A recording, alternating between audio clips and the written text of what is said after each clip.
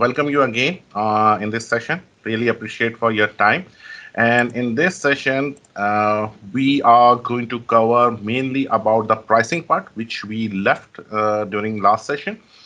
And we will also look into the organization, security, and the setup part. So this session is, you can say, split into main areas. And this will be the last session of the functional series, specifically for the sales management functional series. Okay. One stuff related to the housekeeping stuff.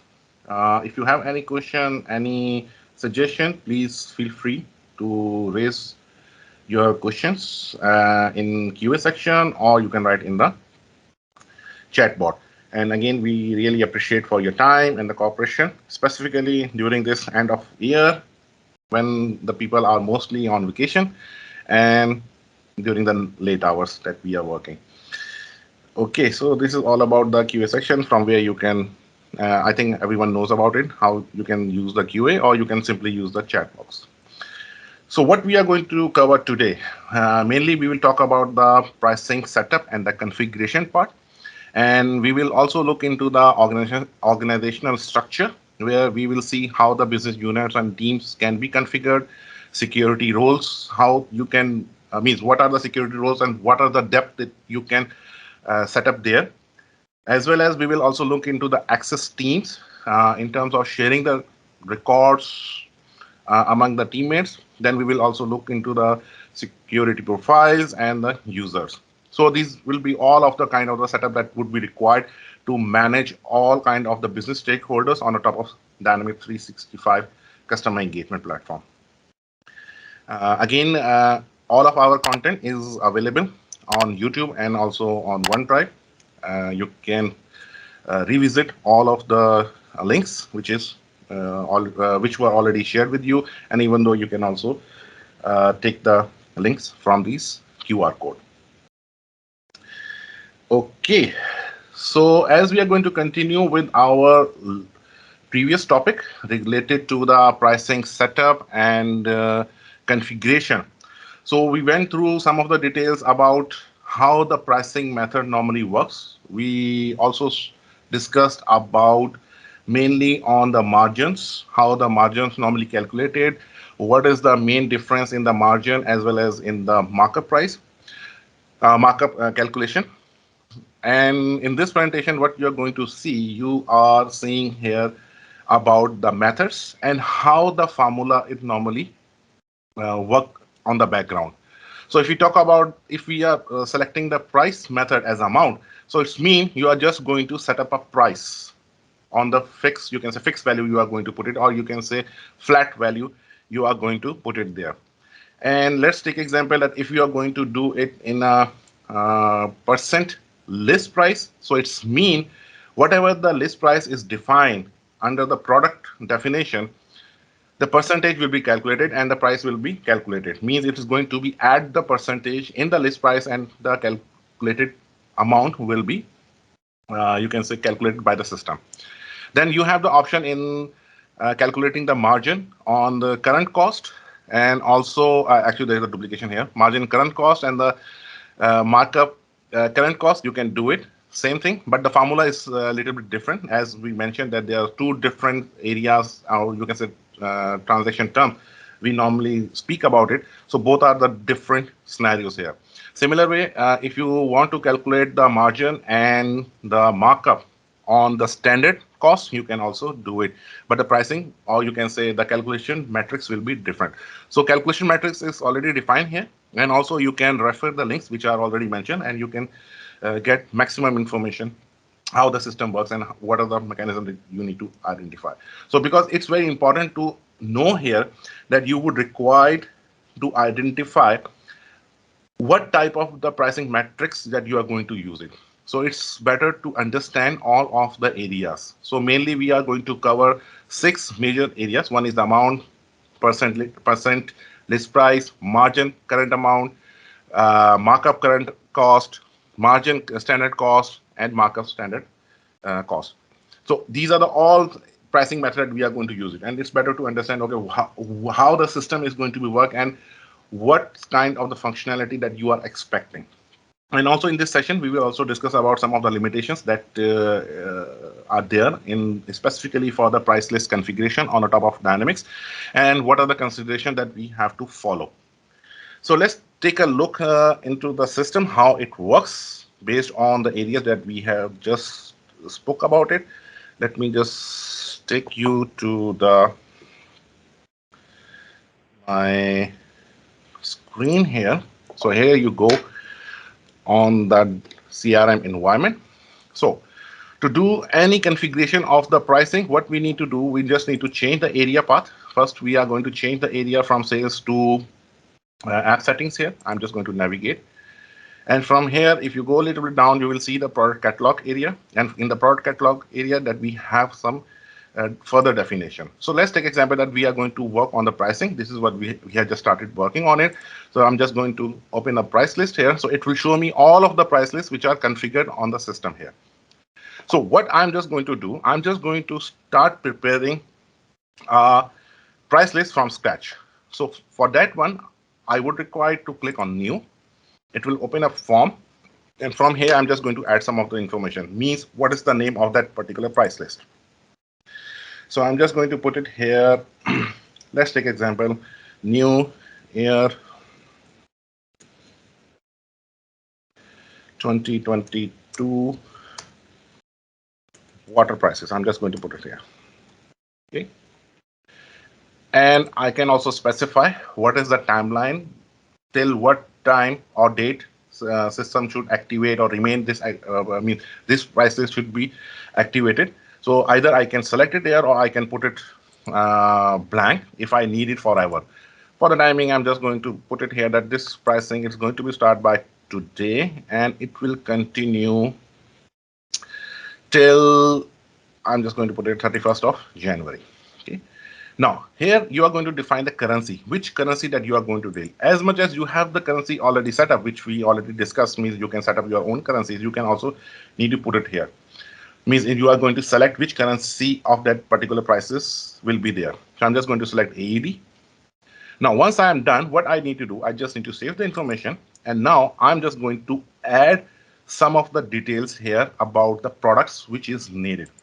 Now, I have the option either I can start adding or entering the products from here, or there is an alternately option is available that you can also import. So let's say it may be possible that you have hundreds or thousands of the items. So what you can do, you can put it in the Excel with all of the details, whatever is required, and you can import.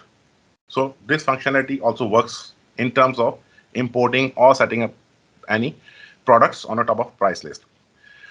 For the time being, I'm going to create a new, you can say item, means the item pricing. I'm going to put it here. And from here, what I need to do, I need to select what type of the product I'm going to do. Either I can type, I'm just going to type in this way. It works everywhere. Okay, so I can type as soon as I'm typing here, system is also suggesting me the names here also. Or I have the option that I can use the advanced lookup option, and here system will tell me, or you can say it will give me the functionality that I can search here, or even I can see in a broader view. Even though I can change my view also. Let's say I don't want to see the lookup values. I want to see all active, you can say the product and the families bundle. System will show me here. Currently, there is no family is not enabled here, so that's why it's not coming up here.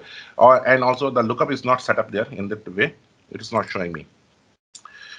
Now, what I'm going to do here, I'm just going to select the Nestle. I'm just going to search it here.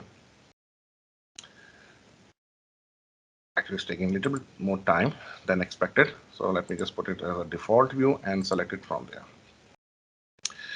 As I'm just selecting Nestle, so what I'm going to do, I'm just going to add 500 ml bottle. System is also taking the default unit, whatever is set up here with this particular product.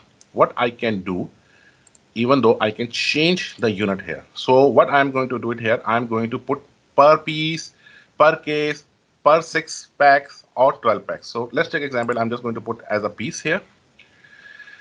Currency is already fixed because my price list currency is AD. So that's why it's coming up here in this one. In AD, also I can see the discount list. I can select the discount list, means if you have some volume discount offer. So you can set up it here. So we'll come here again once we will set up there.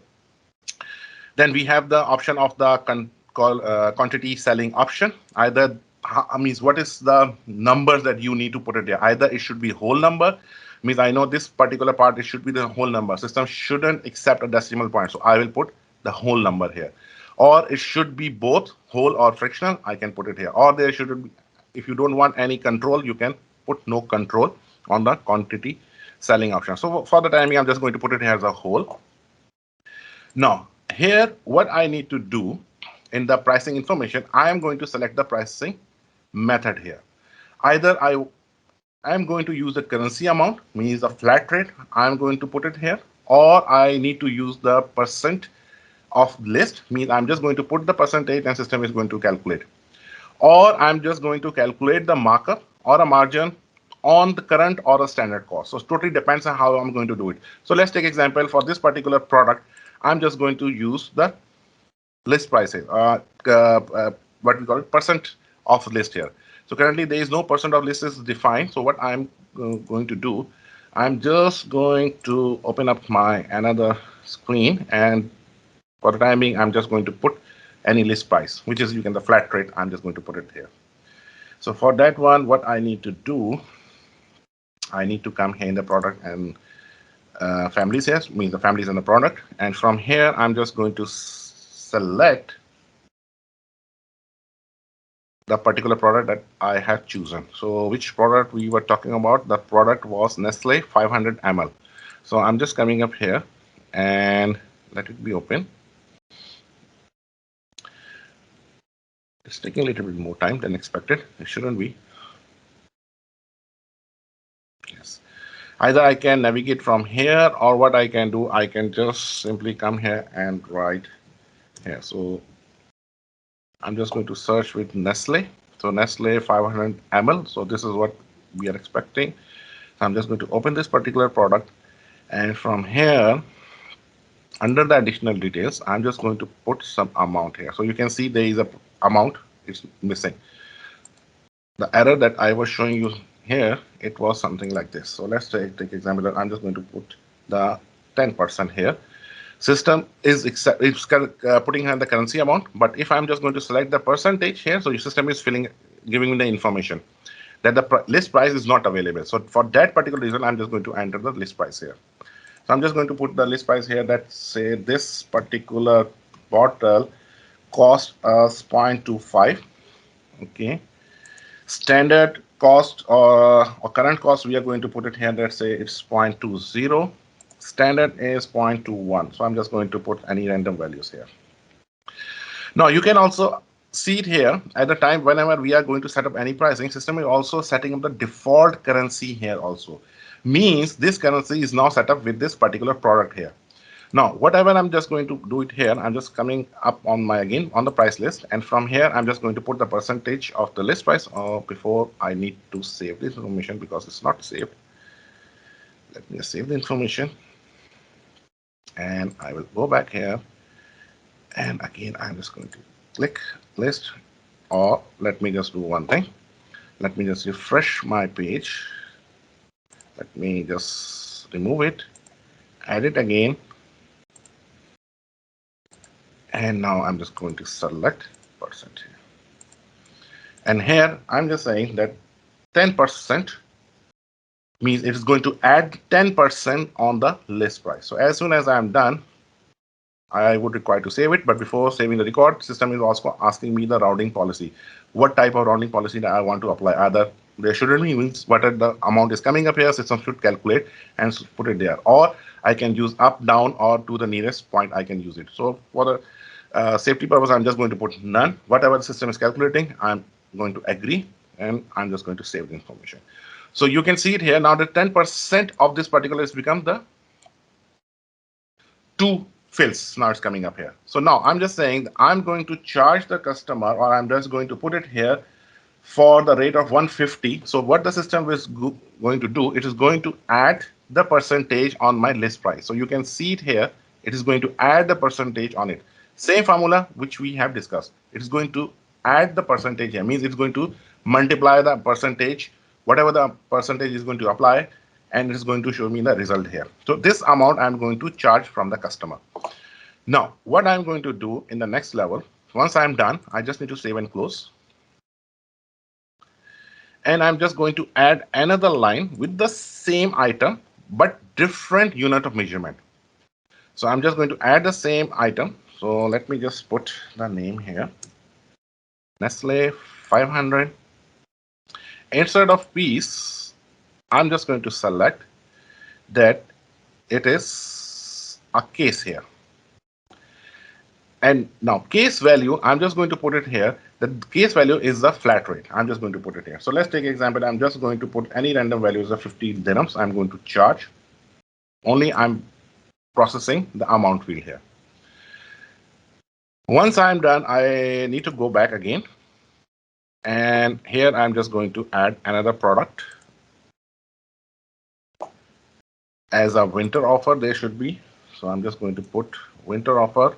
There is a bundle. I'm just going to add it here. Bundle is already involved in the primary unit. If I go there, I wouldn't be able to see other unit of measurement. But if I'm going to add some unit of measurement in that particular group, which it is already associated with this particular product, system will allow me. This bundle, I'm just saying it will cost 250 dirhams. Okay, I'm just going to save it. I'm just going back here again. Now I'm just going to add another product here, which will be the 1 liter bottle. I'm just going to add Nestle 1 liter, or instead of 1 liter, I'm just going to put the any other in unit which comes here. So this is a 500 pack is coming up here. So now you can see 6 packs is coming up here in this way. And from here, now if I'm just going to add the markup here, so for that one, what I need to do, I just need to come here and put some current and the standard cost for this particular product. So I'm just coming back here again, and Nestle 500 ml pack here. I'm just going to select. I just need to add pricing factor here. So I'm just going to add the pricing here.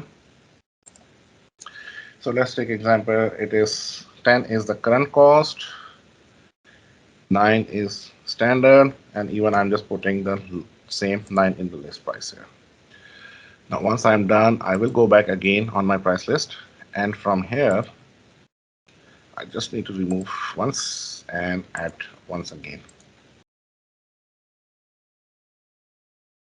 So 500 pack, I'm just going to select again. What I'm going to use, I'm going to use the percentage markup on the current cost, and from here I'm just going to do it the 25%. I'm just going to take it here, and system is asking me about the rounding policy. I'm just putting here none. Now you can see the behavior of the system. System is adding the 25% of the cost on the current cost here. So current cost, what we have provided here, the current cost was 10 dirhams. So it added 25% on it. Okay. Similar way, what I'm going to do, I'm just going to save and close, and I'm going to add one more option, which is 1 liter bottle. I'm just going to add. I'm just going to add here Nestle 1 liter bottle. Instead of bottle, I'm just saying that this particular item we are selling in case. And here what I need to do, I need to set up again the current cost and the standard cost here. So I'm just coming up here and need to search again. So from here I'm just going to add Nestle 1 liter. I'm just going to add it here. The cost factor here is already there. It's already mentioned here, so it's no need to add.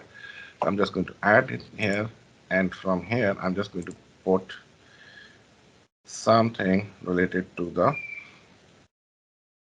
we are just going to put the currency amount. I'm just going to put it here. It will cost 150. Now what we have done up till now, we have set up all of our products under one price list. This is the price list that we are going to use it there. Now, as soon as you are going to add the price list, it will be available to use in your sales transaction. So how you are going to use the sales transaction here, I'm just going back on my particular another tab, which from where I'm just going to open the opportunity or direct code. I'm just going to open it here. So we will take both, we'll see both options here. So I'm just coming up here in the opportunities and just going to create a opportunity very quickly. But before we are going to do it here, let me just explain you one more topic, which is more important here, related to the territories here. So what I'm going to do, this price list, I'm just going to add some territories here. So here in this particular product, I'm just going to add the sales territories. So now it will be allocated, or it is going to be usable for other people who belongs to that particular territory. So from here, what I'm going to do, I'm just going to see the records for that particular territory. So I'm just coming up here, go with the advanced find, and I'm just going to select that territory. So I'm just saying that this particular territory is Middle East because we are dealing in UE, or you can say we are dealing in AED currency. I just put it here as a territory. So once I'm done, I'm just going to save and close. Now let me just show you one behavior, how it normally works there. I'm just jumping here on the customer account, and let me just open any customer, and we are just going to put it here and the name. So let's take example Majid Futam. There is a customer, and I'm just going to set the territory for this particular customer here. To set up the territory, I'm just jumping to the details section, and we should have some fields over there under the billing. So I can see the price list. So I can also specify the price list, what the price list I'm just going to offer for that particular customer. This is the same topic that we discussed last time, that you can also create the customer base price list also. So I'm just saying that I'm just going to put this price list. So let me just select the price list that we have created, the new year. And just one price list I wanted to add in here. And I'm just going to specify the territory, which territory it belongs to. So I'm just going to put it here, Middle East. So once I'm done, what I'm just going to do it here, I have the option, either I can use the opportunity, or within the accounts I can create the opportunity record. No need to go there on the opportunity level. I'm just going to do, because by the time that I'm talking with the customer, I have the option that I can quickly create the opportunity. So for that one, I'm just moving to the summary page, and from here I have the recent opportunities. I'm just going to click new opportunity. And now from here, I'm just going to put it here, some details. Demand of Nestle water. Okay, I'm just going to put the opportunity name. If there is any contact of that particular customer, I can also select it from here. If it is not, then I can leave it there. Okay, and also I'm just going to put some of the more details.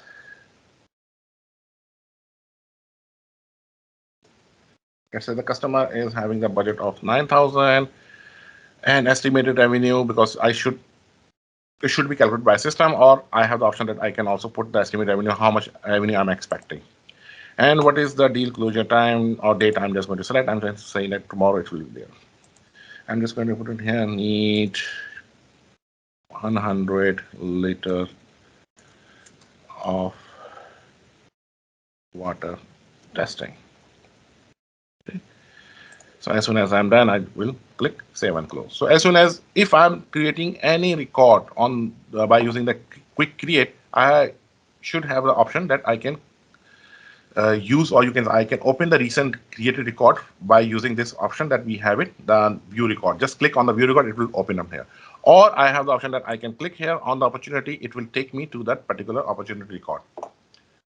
Now, whatever the opportunity we have created from the account, you can also observe it here. It is now available under my opportunity sections here. So regardless from where you are creating a record, system will consider or will take care its own.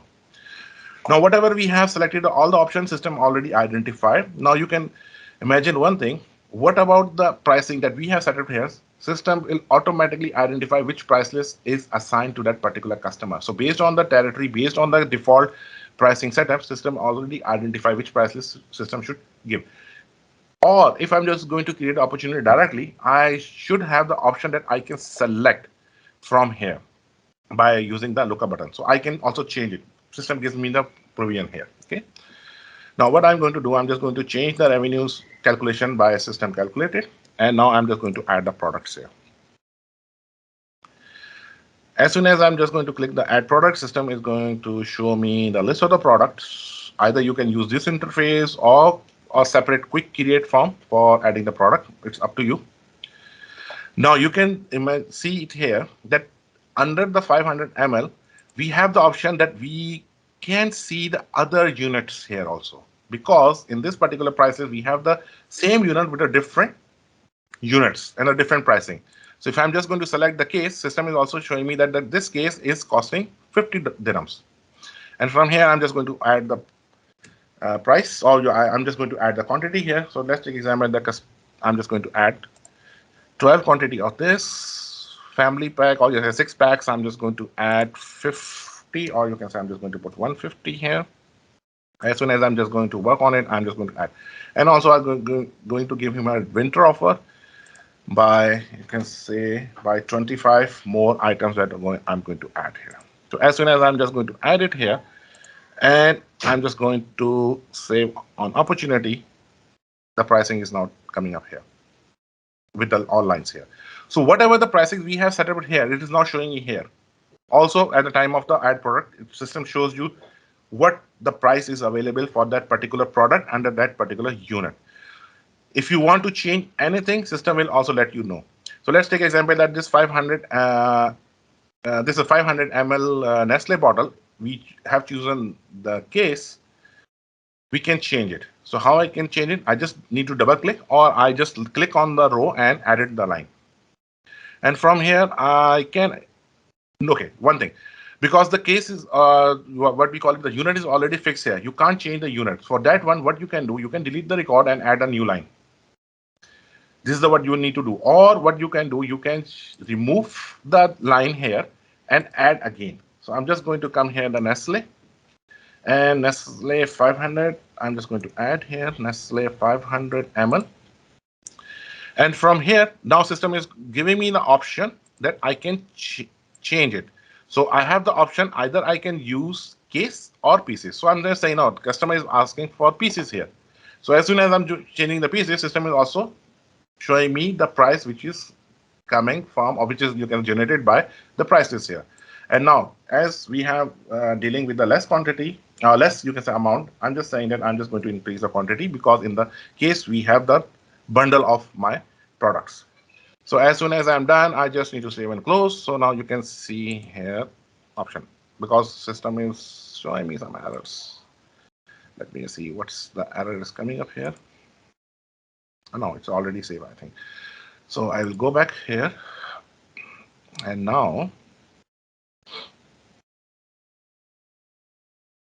you can see it's changed. What are the steps I have made? I removed the item and added from scratch. So once I'm done, what I'm going to do it here. Now, you need to evaluate one more thing. Whatever the estimated revenue that you are expecting, that system is also calculating. Also, it is linked with the budget here. Currently, there is no link, but you can also evaluate, okay, what was the budget and how much is the difference is coming here. So you can also do the runtime calculation, or runtime, you can say, KPIs generation. You can do it on the top of it. And we will cover during the time that we will see the configuration and the customization part, where you can do it on the runtime. I think, Nias, you have some question? Yes, sir. I have one question regarding. Yes. Yes, I posted there already. I want to know about there. Is there any concept of stock management here? Yeah, for that one, actually currently stock management is not there in CRM by default. Means in out of the box scenario, no, in the sales management. But yes, if you are using the field services, there is a stock management where the system will keep the stock, and at the time of whatever the transaction that you are going to do it, system will keep track on it. Means whatever the adjustment is needed. So in and out will be Yeah, managed. because quantity you have added manually, because this question came into mind. Yeah. Yeah, Is there exactly. any? Because currently there is no control, but you can enable the control also. Currently, it is the one field where you can define, but if you take a look on the field services, yes, there is the inventory management over there, but not a very high level Not in the sales base. comprehensive one. Yeah. For that one, ERP, we normally use or recommend ERP process because ERP is much more capabilities on inventory management or whatever the product procurement it's being happened. Ah, See, oh, generally, it's not the stock management. I think in the last session where we were looking into the products, I told you that most of these fields in the CRM or the sales is all about information, because behind the scenes it's not only stock. There's GRN, there's stock journals, there's stock movement, so many things there, right? So most of the companies which are on Microsoft Dynamics, they use ERP or finance and operations part to fill all of this data, and then this is integrated right. based on a connector or Microsoft Power Automate, and this information is fulfilled. But there is no control in the system. You can add using customization, but by out of the box, no. No. All right. Thank you. Yeah. Now, what we are going to do, we are going to go in the quotation and we are going to create a quotation from here.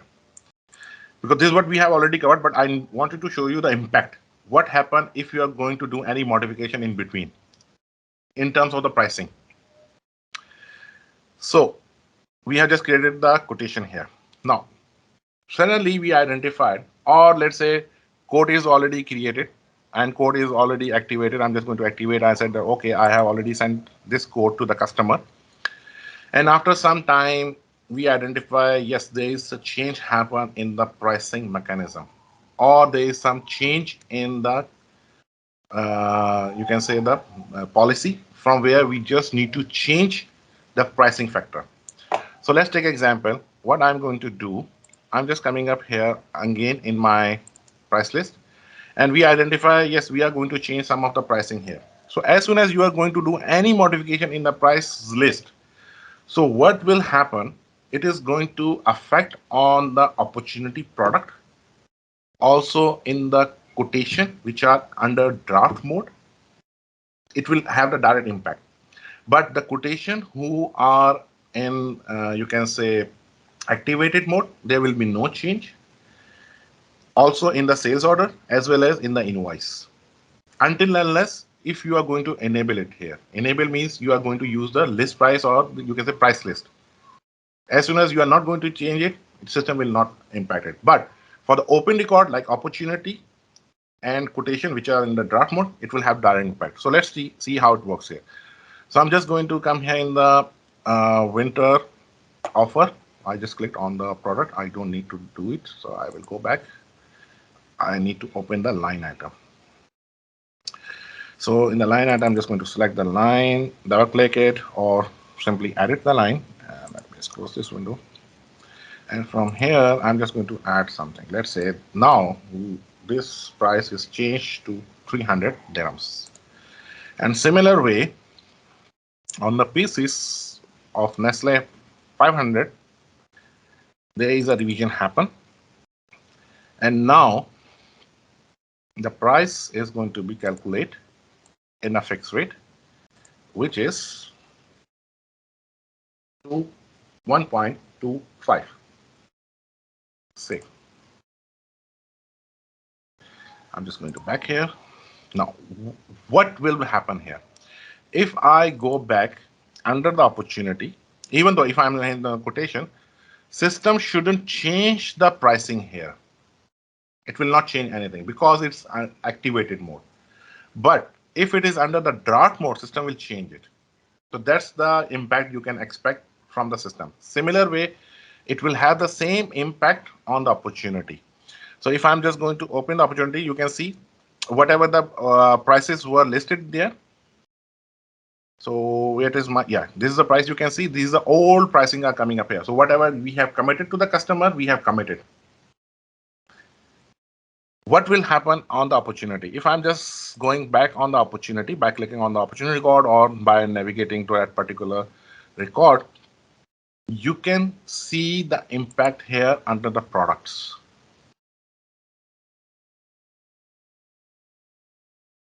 Let it be open. System should update it here. So you can see my winter offer, it changed to 300 from 250. Nestle 500 ml, now per unit cost is 1.25. So whatever the changes you are making on, you are going to do it on the price list, it is going to impact on the opportunity and open code. So let's take another example. I'm just going to create another code. This code is already activated. So even though I can use this one also. So what I'm going to do, I'm just going to open the same code or going to create a new code. This totally depends. I'm just going to make a revision. So where's my button? I'm just going to revise.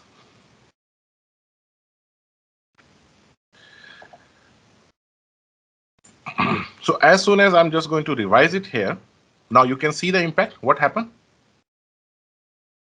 My code, it's revised with the new price here. So that's the change happened here. So let's say if you want to lock this pricing, there is a customization would be required, because in the standard system will behave in this way. Otherwise, there is an option that whatever the quotation that you are going to lock it, it will remain locked until unless it's going to convert to the sales order. And the same thing happened in the sales order also. So let's take example. I'm just going to move here and I'm just going to activate the code. And from here, I'm just making confirmation. Yes, customer, he agreed on it and he is ready to place an order. I'm just going to create an order here. And now from here, you can see the impact. So let's take example. I'm just not going to close the opportunity because might be possible there is a big opportunity. We are working with the customer and we don't want the opportunity to be closed, but we want to close only the quotation. So I'm just going to use it here. And our system will create a sales order. But if I select yes to the opportunity as closed, so system what it should do, it should close the opportunity also as a won. Okay. Now, if I'm going to do any modification in the prices again here. So let's take example. After some time, we identify, yes, winter offer is not 300. Now we are going to reduce down to 250 here, or 270 or 75. I'm just going to put some value here. It's not 2.7, 270. As soon as I'm done, I will save and close. Now, if I'm just coming back here, system will not do anything here. So if I'm going to refresh it, nothing will happen. It will remain locked. Because of the state, because you activated, right? Exact. Activated and created a sales order. Right. Now it's in a sales order mode. But there is a provision here. If you identify, no, there is a change happen, there is a big change and customer, he has to pay, and you already communicated to the customer that there is a change in the sales order and we are going to send the updated version of the sales order. Not the, you can say different version, the same version with a different pricing. Right. For that one, what you need to do, there is an option available here, use current pricing here. Yeah. By default is lock, means prices is locked here. If I'm just going to enable use the current pricing, so it's me, I'm just going to take the updated prices from the price list and it should update. So let's take example, because we are not going to touch it here. We are just going to see what will happen in the opportunity and the code. So let's take example of our code. Code, nothing happened because it's already won, it's locked. System will not do anything here. So you can see it here, there is nothing happen in my price specifically for this winter offer. 300 is remain as is. But if I go on the opportunity, because that's why the reason I still open the opportunity to show you what is the impact. If the opportunity is open, system will do the modification. And now you can see the updated price is 275 here. Right. So whatever you can say, you are mapping any solution, you need to make sure that what will be the forward and the backward processes will work. Okay. Correct. Now let me just show you one more thing. If we are going to use, or you are going to use the pricing from the price list. So I'm just coming here directly on the order. And from here, demand of this one, we were working on it. If I'm just going to use it, anything, and from here, I'm just going to use the current pricing. As soon as I'm just going to click here, what the system will do, it will start taking all the prices with the products prices from the price list and it will add it here. Now you can see it's now changed. And let's say if you want to lock it, you can lock again. So you can lock the pricing. Means if something happened in again, system shouldn't update on my active or orders. Okay. Right. Now the thing come here. What about the pricing of the non-inventory item, means which are the writing products, or the pricing which you have changed during preparing the quotation or a sales order? Means you have the option that you can override the price here. So if I'm just coming here in the product price, even in the quotation also, because we have already created the order, so that's why system is not allowing us here to change anything here. The pricing is because it's using as is. But let's take example, if I'm going to use the pricing mechanism, I'm just going to unlock the pricing. System should allow me. So I'm just going to use the current pricing. And now I'm going back here to change the pricing. You can see now it's available. So if I'm just going to override, system will not update automatically. Okay. Means you are going to give the pricing on your own. So instead of, it's now up to me. If I'm going to use, let's take example, instead of this one, I'm just going to put 265 and I'm just going to save and close. Now, because as I'm using the current pricing, because I didn't lock it, and now I'm just going to change it on the same product. I'm just going to add, oh, my mistake. I clicked on the product directly. So I will go back again. And open it here. So here I'm just going to open, and here I'm just going to put 290. Let's take example and save and close. And if I'm just going to refresh my page, and even though I can do one more thing, I can change the price for the other unit, which was 500 ml piece. So I can also update so that you can see what will happen on the background. So from here, I'm just going to say that this particular product is now per unit 1.3.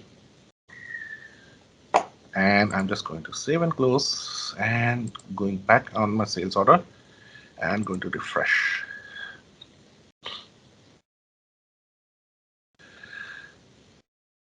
Now you can observe one thing.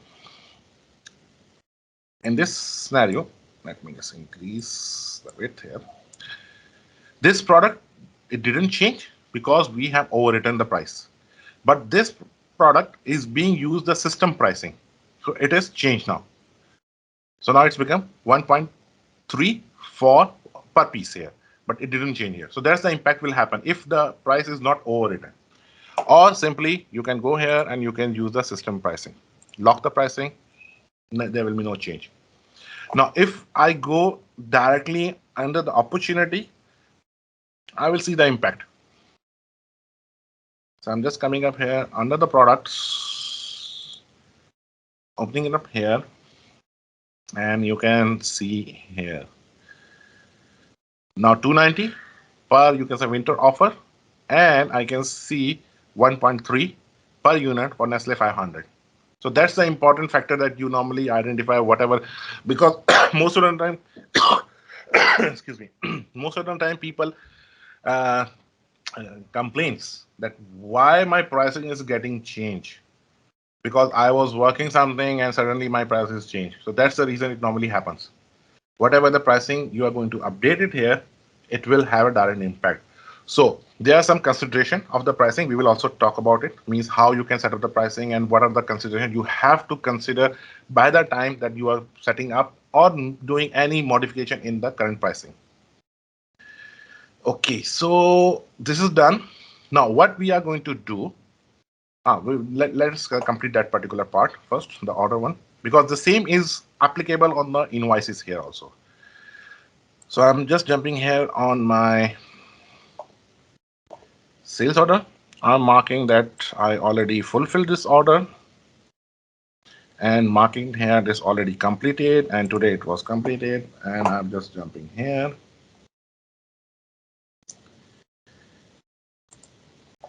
And from here, I'm just going to create an invoice here.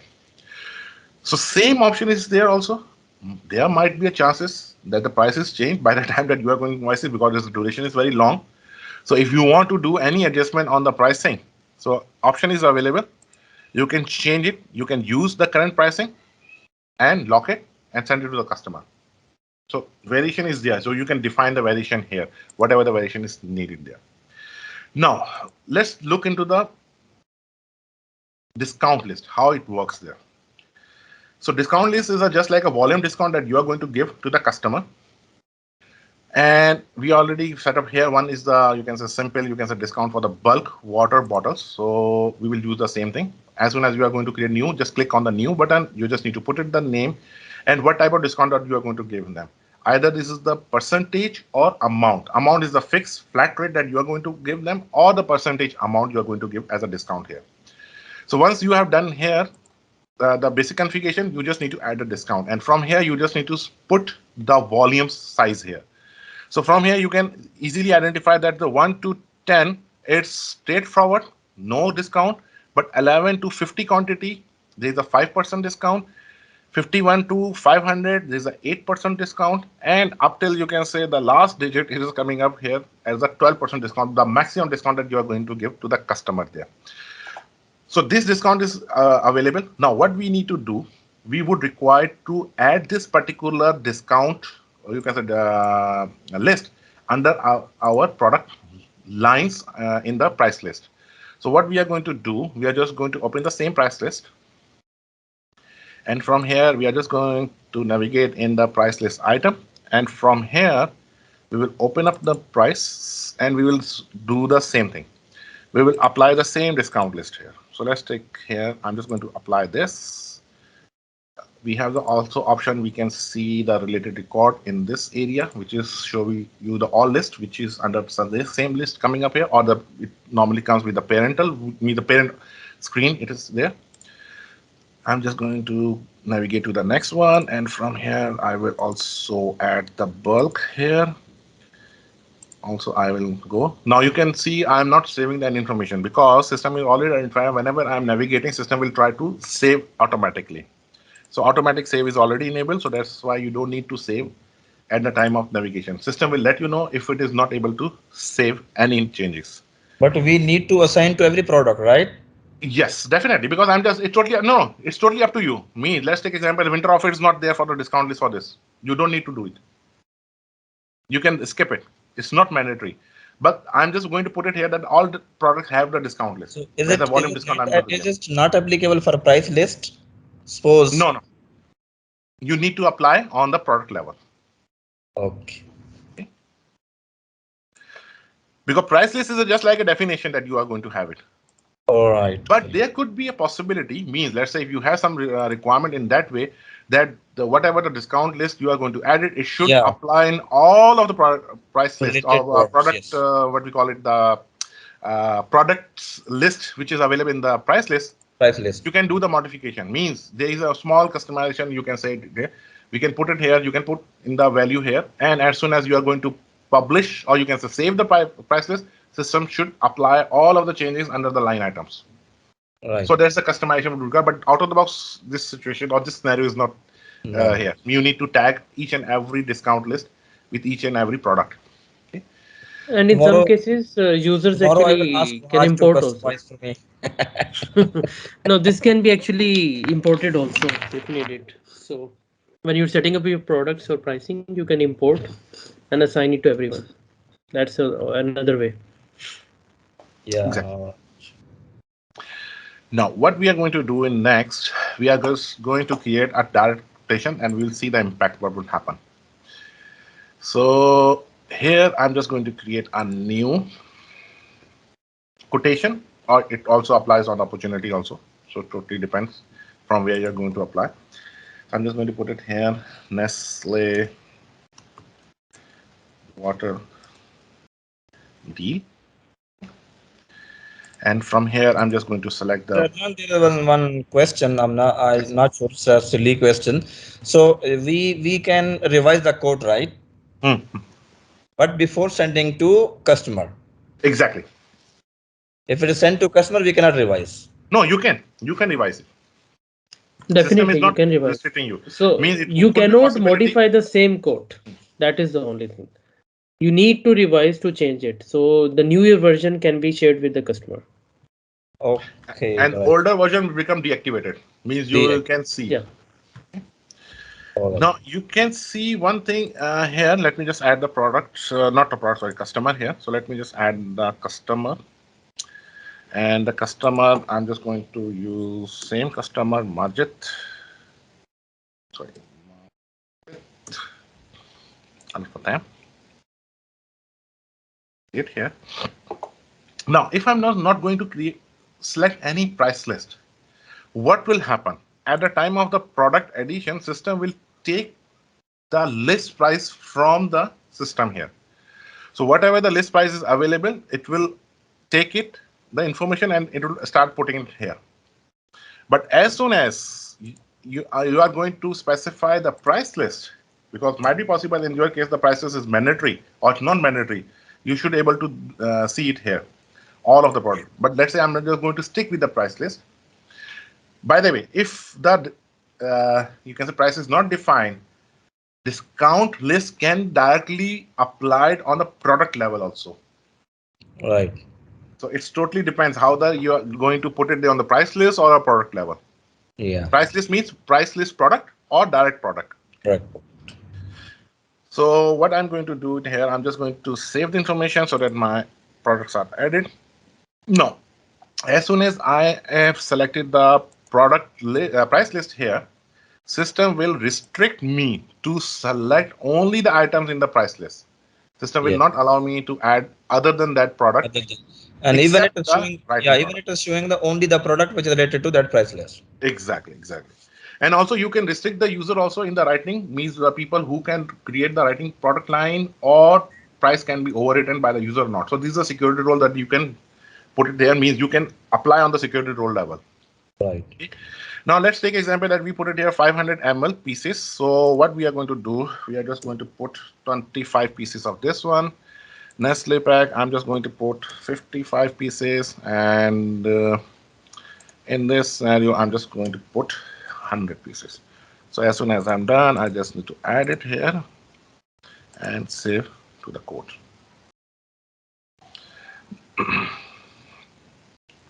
Now you can observe one thing here. System should calculate the discount automatically. So let me just open it here.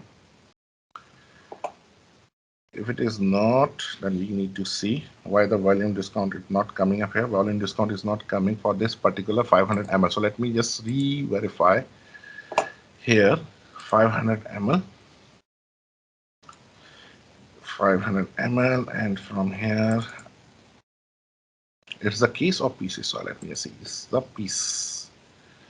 Yeah, there are two products with the same name. That's The why. piece, yes, piece, and should apply. So let me just do it here. Recalculate. Where's my recalculate button? Where it's gone? There was a real calculate button was there.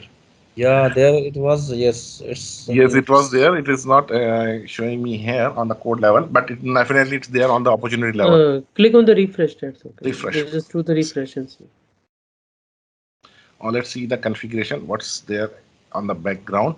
So let's see, this one is Nestle 500 ml, and I'm just going to go here in the 500 ml, and discount is already there. And what's the information that we have put it here? So discount is very straightforward, 1 to 10, 11 to 50, and which amount we have given. You can see it here, the quantity 100. So it should apply here in between 8%. 8%. Yeah. So let me just refresh it here. System should calculate. No, it's delete. Sorry. My mistake.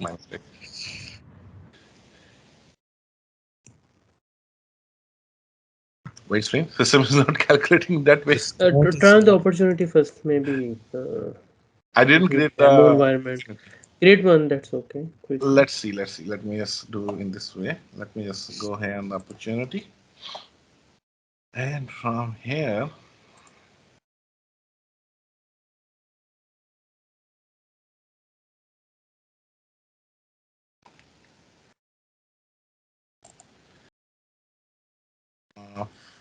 water supplies.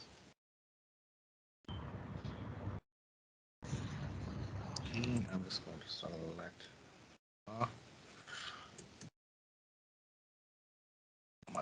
and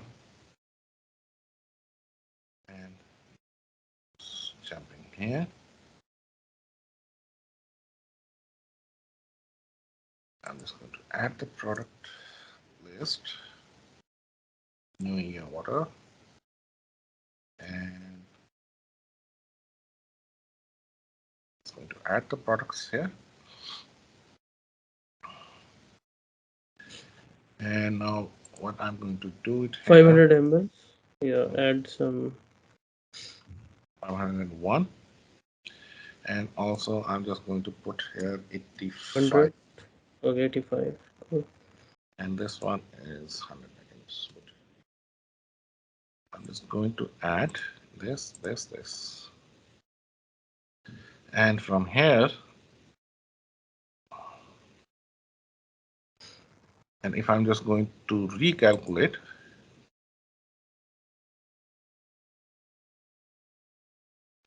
no, you need to select the revenue as system calculated. It's right now user provided. yes. Down. Actually, but default configuration is like that. Yes, I'm just going to put it here. But it should be calculated. It should be calculated as a discount, volume discount. Because it shouldn't be here. Percentage type. I think you should verify this. Because the volume discount, it normally comes here. It's coming up here. Sorry. It's here. That field is not being shown. Yep. You're looking at the manual discount. Yeah. Yeah, manual discount. Volume discount is already coming here. Same thing, because I was just seeing the information on the manual discount. So my mistake. So here it is. So if we go directly on the quote level, again, the same. It should same here. So Nestle water here. I'm just going to open.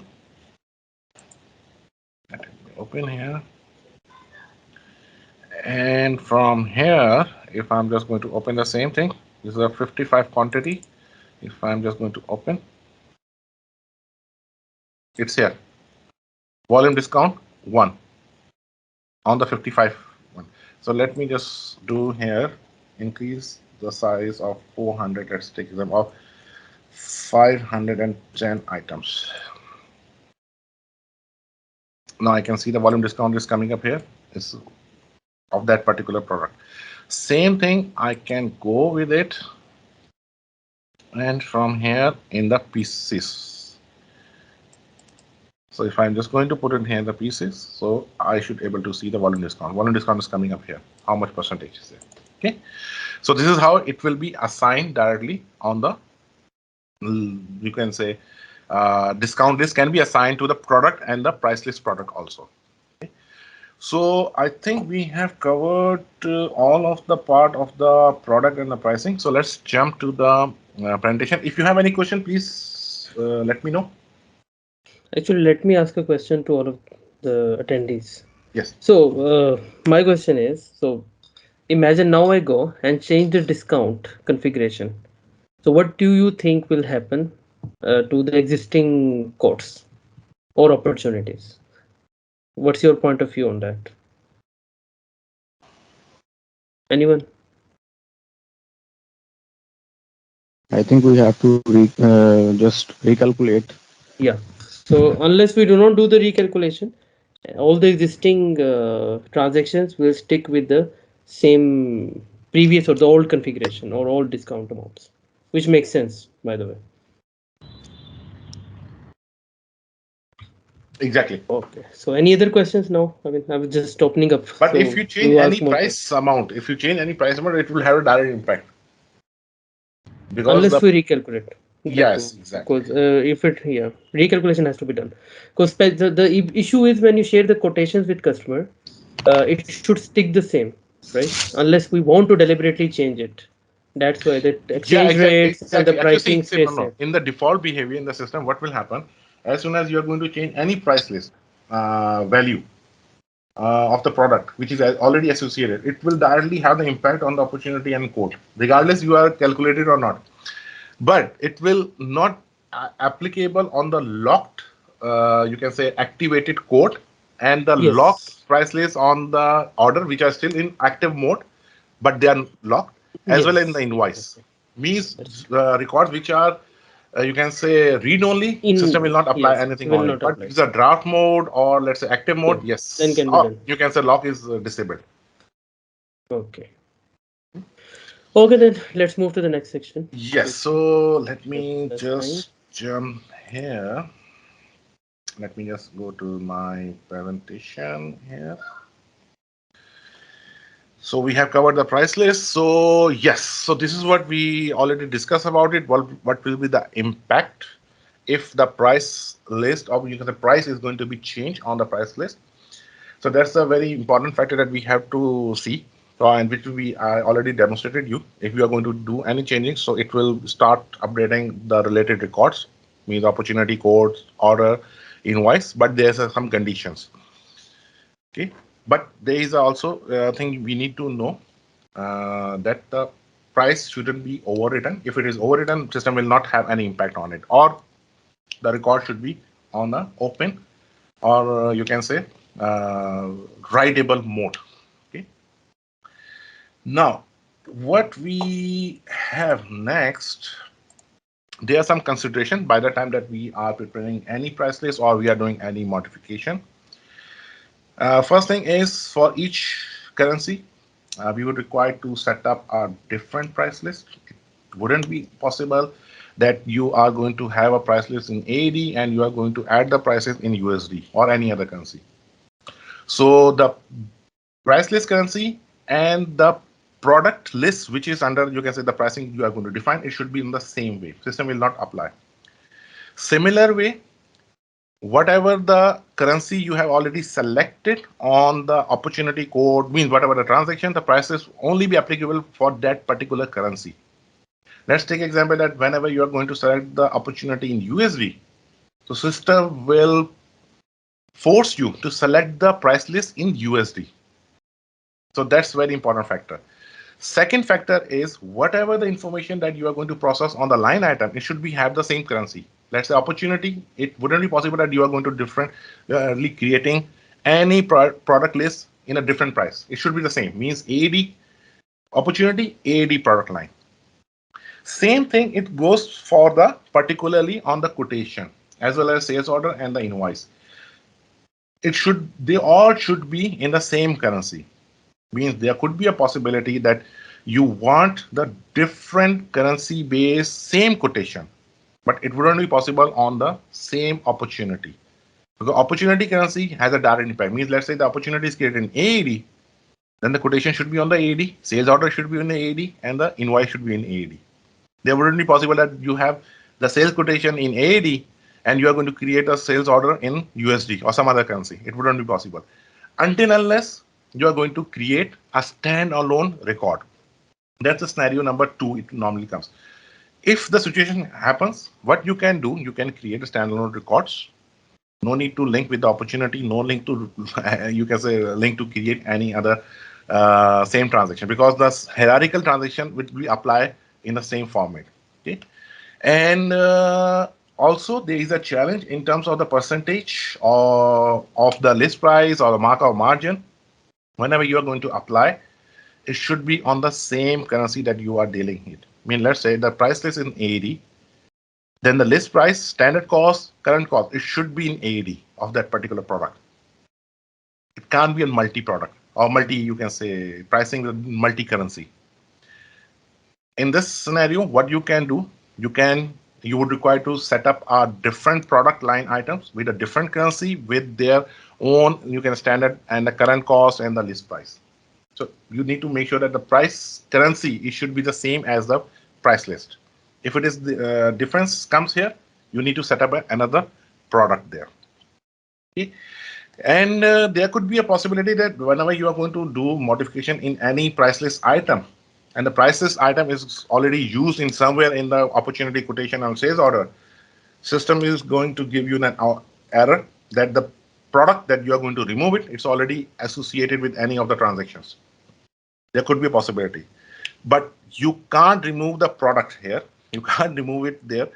System will give you the error there. But to see all of the information, or let's say all of the scenarios, links is already available, so you can go through with the links. Means what are the possibilities to change it, and how the if there is any impact that happen. Because let's say if any record is in open state, let's take example of the opportunity, same for the quotation. If the orders are the open, system will stop you to remove any product from the price list. But if the record is already locked, if you want to do any modification on the price list, you can do it. System will not create any hurdle because record is already locked there. Okay, so we have already gone through with all of these detail, and I think next is the organization hierarchy. I think Wahaj, if you can continue from here. Yes, I will share my screen quickly and we'll start. Okay.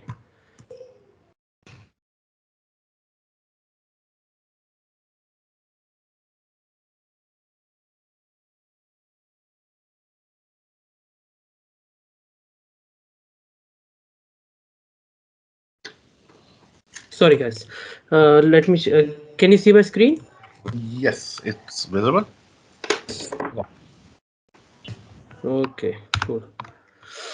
Okay, so next topic is the user management or security. This is a very important topic, and this is actually base of Dynamics 365 or Power Apps modular applications.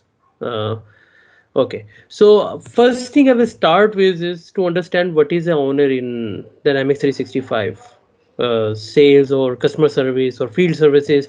So the ownership is a key concept in Dynamics 365. So all the records are owned by either a user or a team. First of all, there are two types of entities or tables in Dynamics 365. One is owner based, another is ownership based. Another is the straightforward organization based. So any ownership record like accounts, contacts, opportunities, and codes will have an owner as a user or team. So you can assign it to either a user or either a team. The other type of entities are used for mostly for the master data where there is no ownership applies. Okay, for example, just list of positions, list of departments, things like that, where you don't need to apply any granular security. You can use there. So, but for all other records where you want to control the access on a departmental level or a user level, we need to create them as ownership entities. And for every ownership entity, there is a field by default created by system known as owner. And owner could be either a user or a team. Now what we'll see some basic concepts of two basic concepts of security hierarchy in Dynamics 365. So there are actually two configurations that you can do in Dynamics 365. One is manager hierarchy, another is position hierarchy. So what is the difference? Okay, first of all, hierarchy defines the access level of the records or ownership that I mentioned in the last slide. So when I'll quickly go to into the system first to give you one perspective. You see, I'm on the court right now, right? So court is again owned by someone. You see, I can assign it to either myself as a user, or I can use a user or team. There cannot be any third entity, only user or team. We'll get into details versus user or team. So when I click anywhere in the Dynamic 365, you will see this my means which is assigned to me. I am the owner of this, but I can see all the leads depending on my uh, roles, but you can see the owner. This one is owned by me, this one is owned by Adnan, and so on. So multiple users can, I mean, one record can be either used by an owner or a team. Now this is one thing, but next is the how you are going to apply the security. So we said there are two kinds of securities. One is known as manager hierarchy, the other one is position hierarchy. The basic difference is the manager hierarchy works based on your reporting structure. So let's say if I'm a sales manager and I report to VP of sales, and VP of sales report to CEO, and then I have two sales persons under me. So the hierarchy will work uh, based on the ownership of my record. Like this, let's say there is a record which is created by me or owned by me as a sales manager. So CEO can look at can read the records down down in the hierarchy. Like CEO can read Sorry to can interrupt, have. Wahaj. Yeah. Manager will be a role like that. Exactly. Okay, yeah. So there are two things I'll discuss. Uh, okay, I think that's a very good question actually. Okay, first of all the security you have to define in the advanced settings. You will find it under the security section. In the settings, you will see we have in the system security. Okay, there these multiple objects are there, and we'll discuss all of these. But first of all, one thing is okay. When I open a user, this is a system user. For example, my user. I can have a manager here. There's a manager field here. You see, I'm reporting to this guy, which is let's say admin or Adnan or anyone, right? So Right. the first hierarchy we see is based on the managers. This user can have another manager. So you know the hierarchy will be formed, Right. Right. right? Okay. I'll come to the positions after that because this is a bit confusing, but this is the key configuration. So Right. when I say the CEO, or if I'm on the CEO level, I can see. Okay, I have how many levels down to the CEO? There is one level, this one, which is VP of Sales and VP of Service. Then Yes. another level, Sales Manager. Then another level on the Yes. sales. So one CEO has one, two, and three levels down the stream, right? Okay. Right. Now, when you define the manager or position hierarchy in both cases, the upper, position or manager, the manager can have read and write access to the down one. So CEO can read and update data or records owned by VP of sales. Right. Similarly, the VP of service, and he can also read only read the sales manager and sales data, but Okay. cannot directly update. Okay, by default. Okay, Okay. that's one thing. Okay, but I said for manager hierarchy, you have to define the managers of the user. You go to the user, you select their managers, and based on that, the system will apply the security. That's one. The second is position hierarchy, which is second in the list here. So the position hierarchy, similar to managers, there is a concept called position. You can define a list of positions in the system, and you can assign position to the user. User. Right. Okay. In that case, let's say if you assign the CEO position, you can he can view the records of again and edit the of VP of sales and VP of services, and can do the read only. The basic difference is the manager hierarchy works, depends on the scenario. Let's say if you're working on a financial or banking organization where you do not want that your sales data is used by other departments or can be viewed by other departments, so you define in a way like using managers. So even if there is another VP of sales, he cannot view the data of the sales VP of managers, service. right? Yeah, Right. so that will not work. But if you define the position hierarchy, anyone who has VP sales position can view data even from other departments. Correct. Okay, so that's a basic difference. But this can further be, controlled. This is one level of security. There is Okay. another things called very important things that we'll discuss in the next slide. Okay. Now these are the key objects of security in Dynamics 365. Number one, business unit. I think we discussed it in some other session also, but business unit defines the access, on a regional, departmental, or module level. For example, in an organization, let's say there is a sales team, there is a marketing team, there's a customer service team. So we can create three different business units. Once we create the business units, users, okay, every user will have one business unit, only one business unit. So let's say I am part of the sales business unit and Adnan is part of the marketing business unit. Now I can control who can view data inside my business unit or other business unit. It's like department. Department. Yes. In some cases, this could be regions.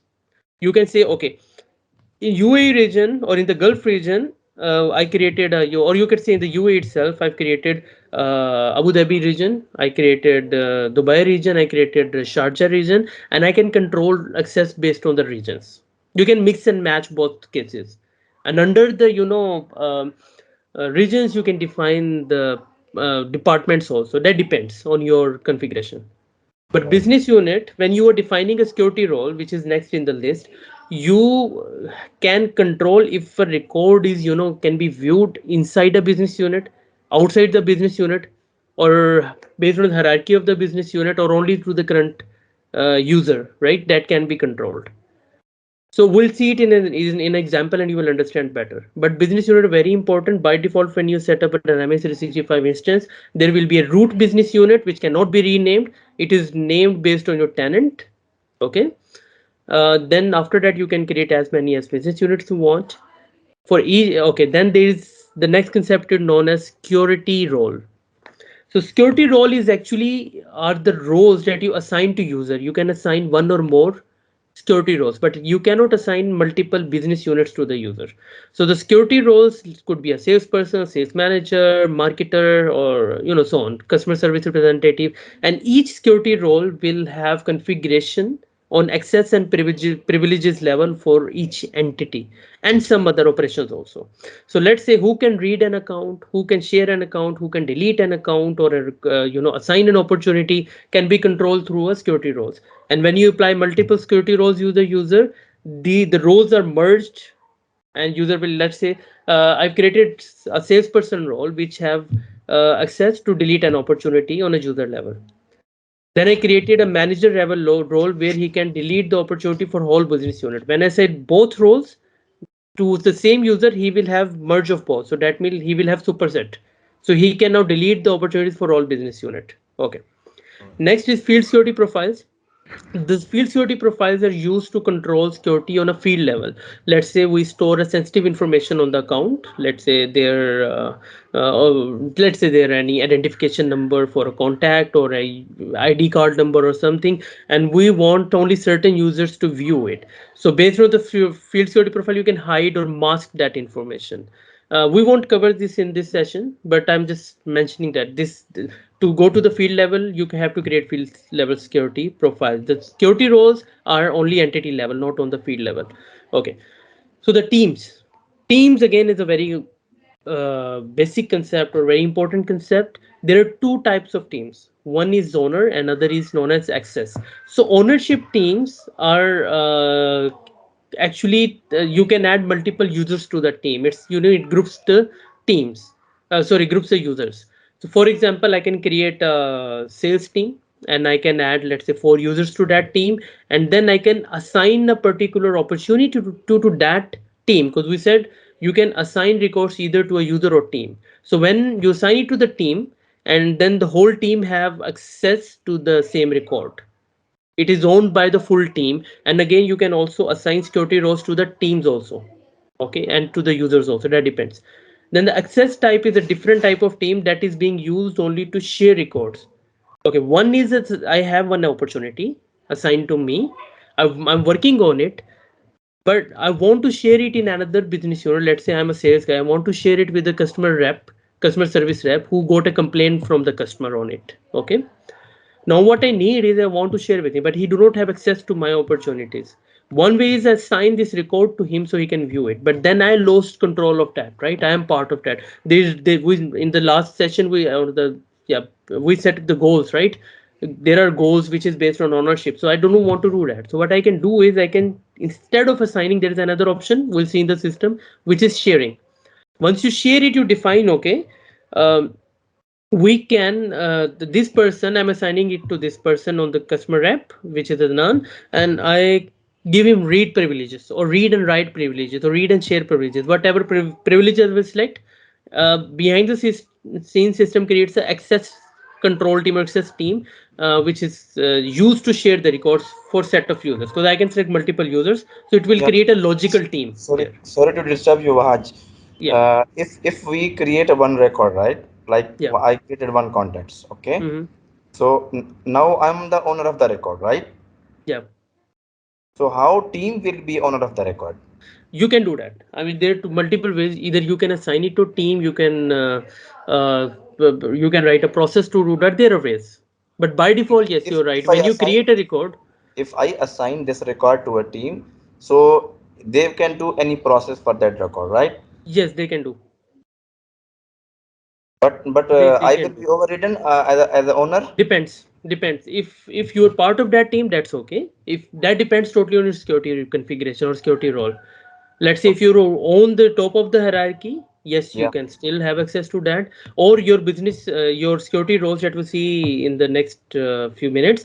If you define your security role configuration to be, you can have access across the business units, you can do that. Global, we call it. Okay, you can view it. Otherwise, won't if you don't have access. All And right. while you're creating a record, I'll show you how you can select a team instead of user. That is possible. Okay. All right. Good. See, That's good. normally what happens if you take, let's say, let's say in a service-oriented business, when you get a service request, what happens the by default you route it to a team, so anyone in the team can pick that record and then start working on that. So Working on. initially the ownership was teams to a Yes. particular team. Then you can assign it to yourself or pick it for yourself. Now you are the owner, and then you can start working on that. That is another objective of defining the team ownership. Okay, now access team templates. So I'll show you this one in a minute.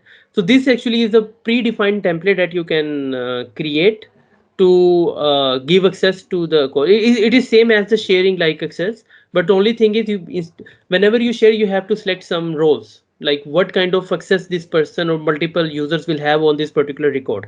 If you Right. create the templates, you don't need to do that. So you can, let's say, you can say this is my accounts team, and Yeah. then you will simply add the users to that, so they will have whatever configuration you've done, so you don't have to select again and again, right?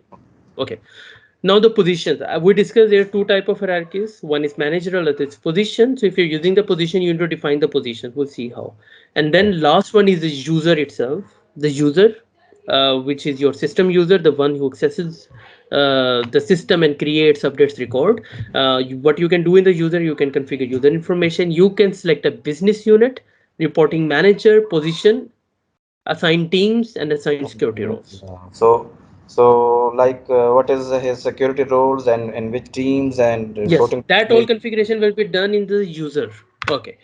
Now, if this is a sample organization hierarchy, we have a chairman, we have CEO, directors, VP of sales, services, and sales managers, service managers. So you can define all of these hierarchy either using positions or either using managers. I'll show you how. Before I move to next slide, okay, yeah, that's better. Let's open a security. This is security section. I'll give you again a brief of everyone. Okay, so first thing is the users, right? These are the business. I'll start with the business units. You see this one. This is my tenant name or organization name. By default, a root business unit is created. If I open it, I cannot modify this one. This is a default root business unit. I don't know why it's slow. It's okay. Leave it. Okay. Then I can define multiple business units like I did for Asia and Middle East. Creating a business unit is quite simple. You just go to new.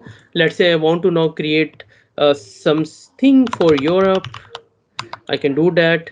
I can select who is the parent business unit. I can select the parent business unit here. Let's change it. Let's say in the Middle East, I want to create a UAE business unit. Okay, and I will select the owner instead of the root. I can select the Middle East like this.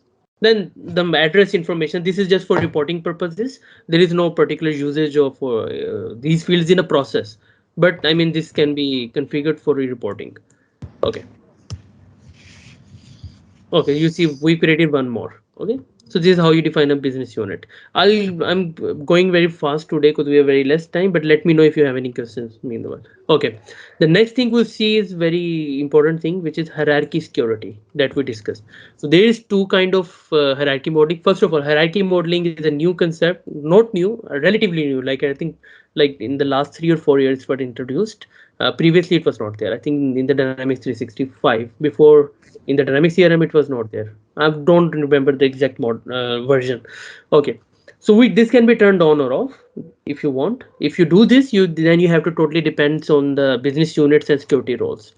Okay, in some simpler environment this is very useful. You don't have to define multiple business unit rules. So this is but that's a Microsoft has given this feature. Okay, now you can select one of these, either manager or a custom position hierarchy.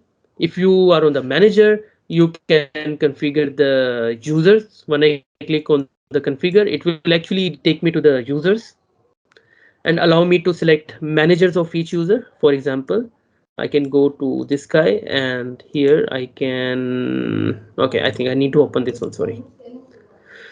Yeah, so once I open it, there are two options here. Where is change manager? Okay, it's on the form itself, I guess. Okay, unified it. So I can go ahead and change here the manager. I can select any other user if I want to. Okay, this is one way. Okay, I'll come to the depth. The other way is to use the position hierarchy, and then if I click on the configuration, it will allow me to add the positions I want to. So adding a position is quite simple. Just you select the position like business unit and then select the parent position based on that. So it will become a hierarchy. Okay, clear? Yeah, Okay. and we can we can assign a user to this position as well, right?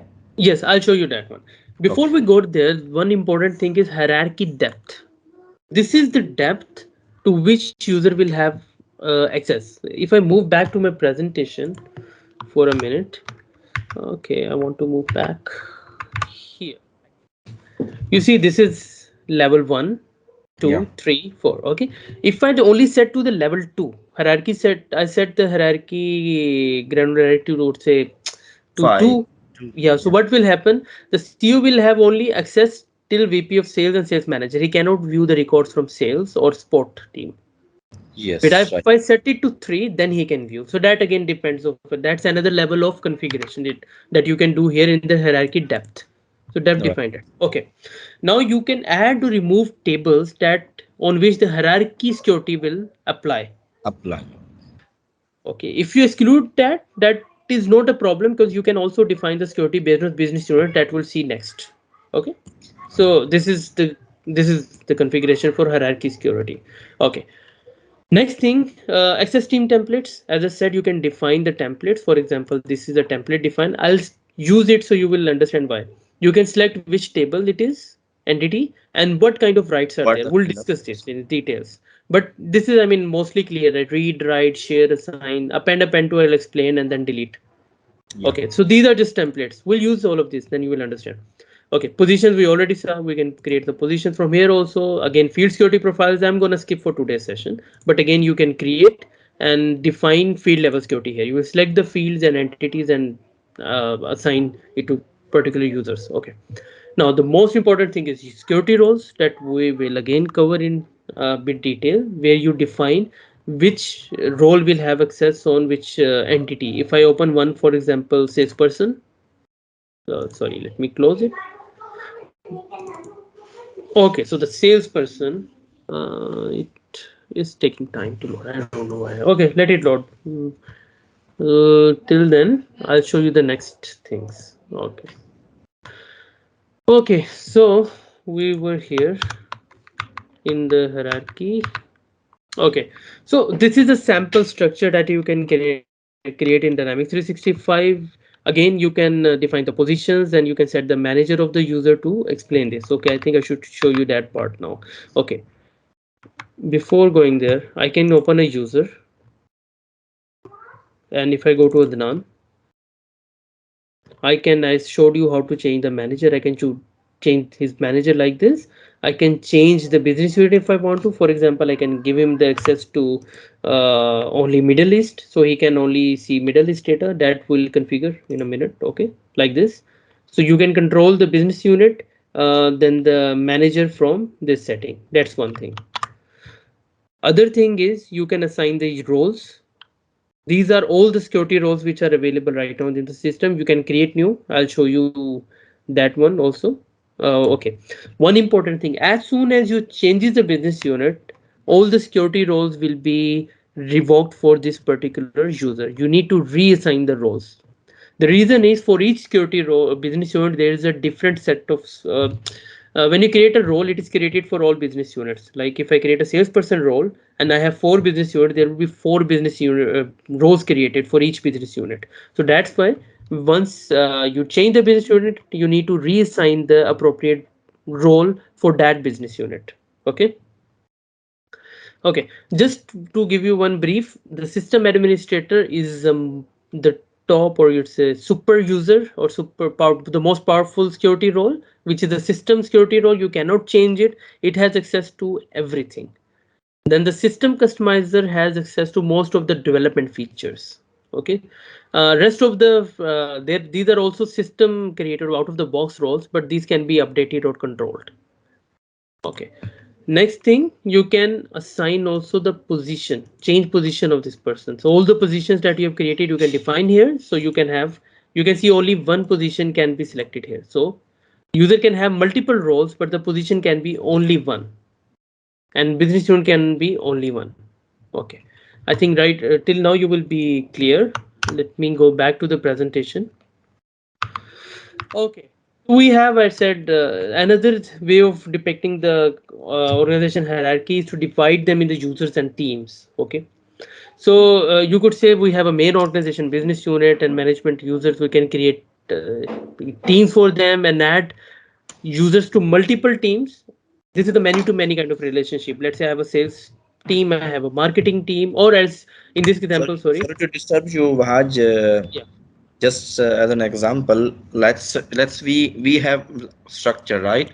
So we have like DG office, then sector, then department, then sections. So first level will be a business unit, right? Then we can create child unit, business units like that. Yes. Is it? So what we can change is, for example, in your example, we can create a chamber of commerce business unit, okay, Yeah. which is our root. Under that, what we can do is we can define different teams as a business unit. But depending on your requirement, what you can do, you can also first define the regions, Abu Okay. Dhabi, Yes. Darfa, and whatever Western regions, right? And Right. under that, you can define individual teams also. That can also be done. Or you'd say customer service, the membership department, or Yeah, you know, the other like departments. yes, like Align is a branch of Abu Dhabi Chamber. So it will be a Yes, region. that okay. I understand what you're trying to ask. So you can, depending again on your business scenario, you can also Yes. create branch-wise business unit. First, you create the branches, right? Yeah. Or let's say this is my first level, the yellow one. This is my Yes. main Main organization. organization, Abu Dhabi Chamber. Yes. Then what I can do is I can define a child business unit for the branch one and the branch two, branch three. And Right. under that, I can create another level, which is the membership team, the customer support Yes. team, IT the team, admin team, HR team. whatever. Yes, exactly. Yes. That depends again. For some Uh, businesses, that is not required. That maybe only the branch will do, or only the yeah. team wise will do. That depends on your end result.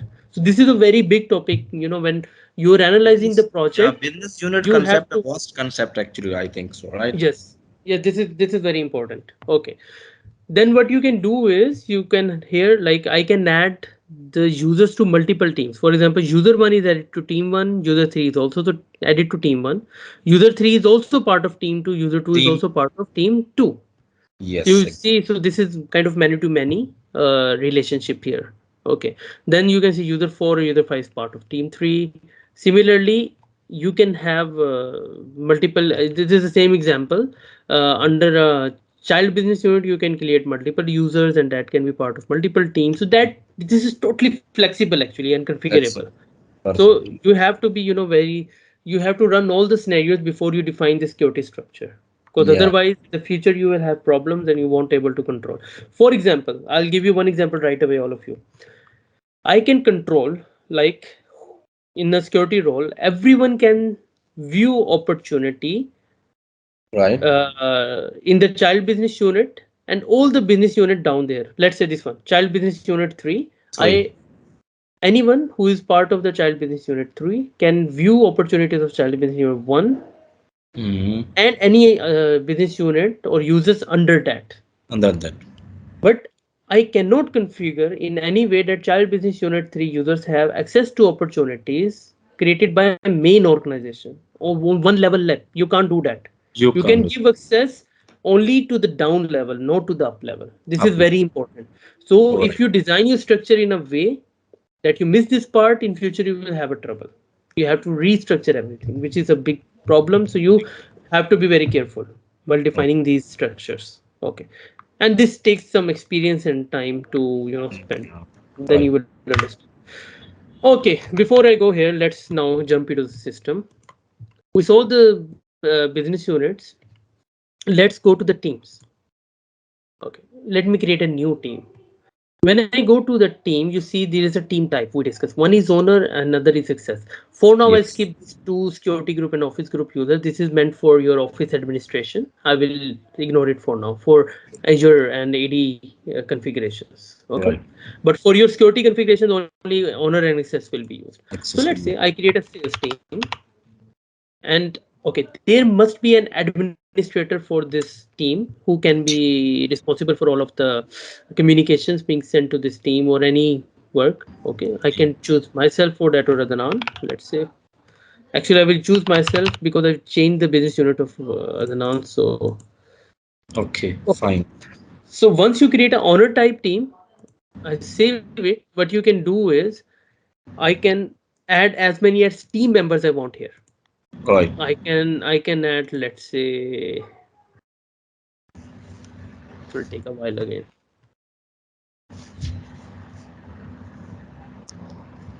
Why? Today's the demo environment is a bit slow. Okay, I finally got it. So let's say I can add this, I can add this, I can select this, myself also select add.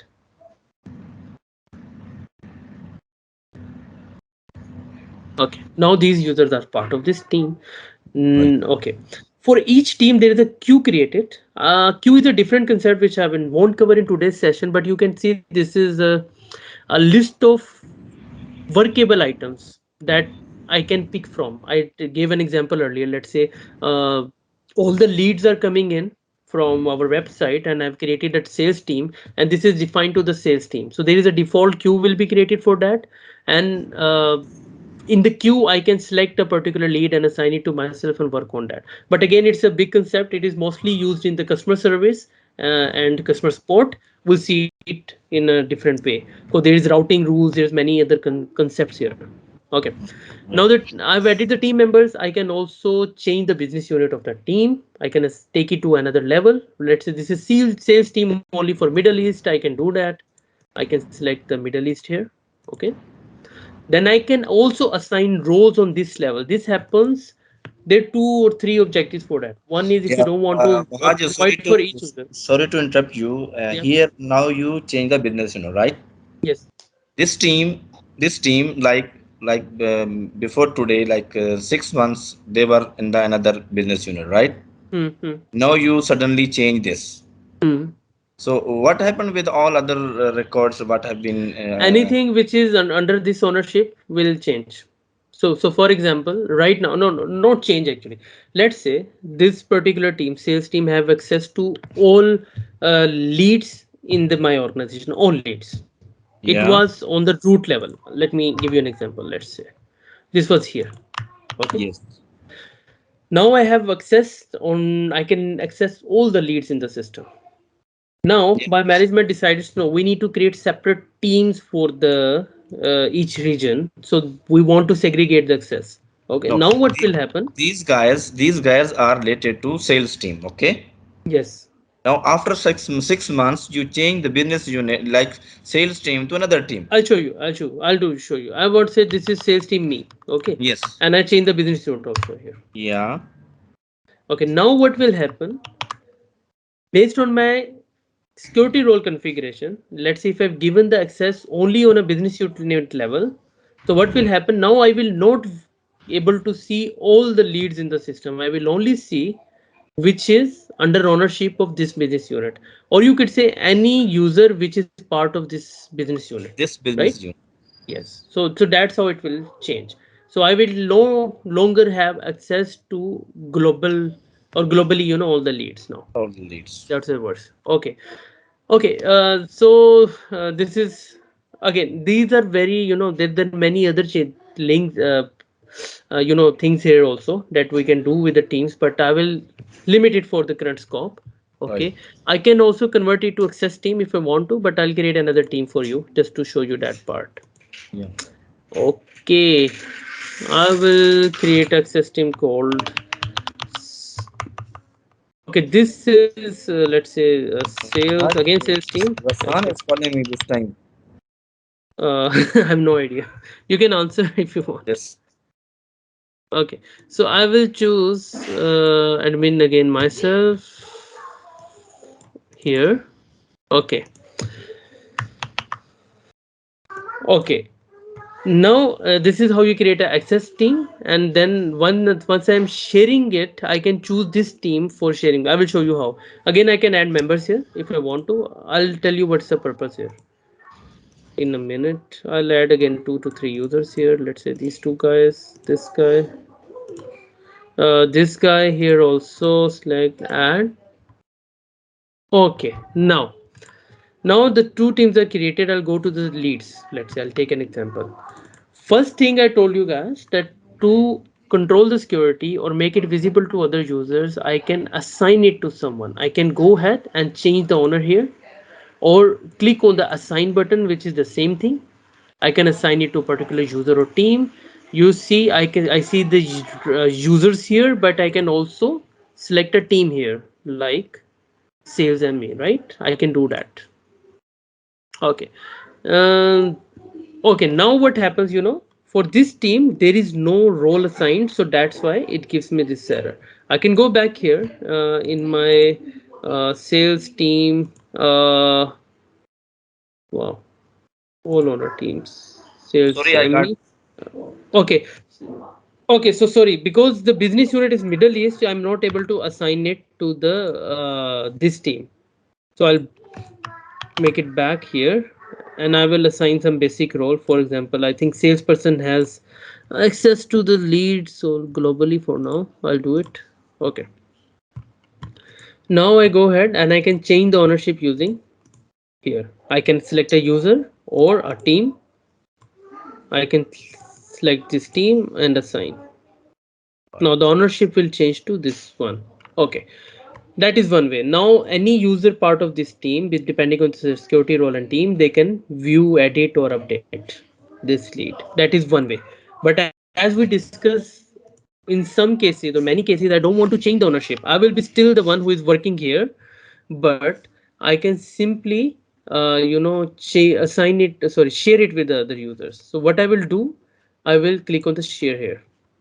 Okay, you see in the share I can select a user or a team depending on for example I can say Adnan. I'll select the Adnan and also the sales team here. Sales, no, I need to all records. I can select the sales team here and I can do what I can do is I can select what I want to give them. Can they read? Can they append this? Yeah. And so on. I can select all these configuration here and then share it with them. Once I click, this will be shared and then they can view or edit or delete depending on the rights I've given. Okay, there is one more that we discussed. If I go back here in the security, I told you that we can create the templates also. And in each template, we can define what the user can do. So what I can do if I go Wahaj, to the sorry to interrupt you. yeah. Like we have assigned some uh, this one privileges to some users. Will they Mhm. get any email, any notification, something like that? Is it No, possible? no, no, no. It's not by default not possible, but this can be customized. Not like that. Oh, okay. But you can do like once you sign the team, you can I think write a workflow or Power Automate or Custom, something custom. to Oh, send the email, but no, not so like this. at least we Okay. can notify them you have Yeah. something. Okay, Yeah, it's once you pretty straightforward. If you do it, let's say on the user level, then you can set up a small workflow, or it can yeah be done workflow, through the yeah, Power Automate. But let's say backend. if you are using a team, then there is a little bit customization would be required so that all the team members should be informed Informed, yes. about the new updates. All Because right. you need to drill down all the information about the team members who are the part of that particular team.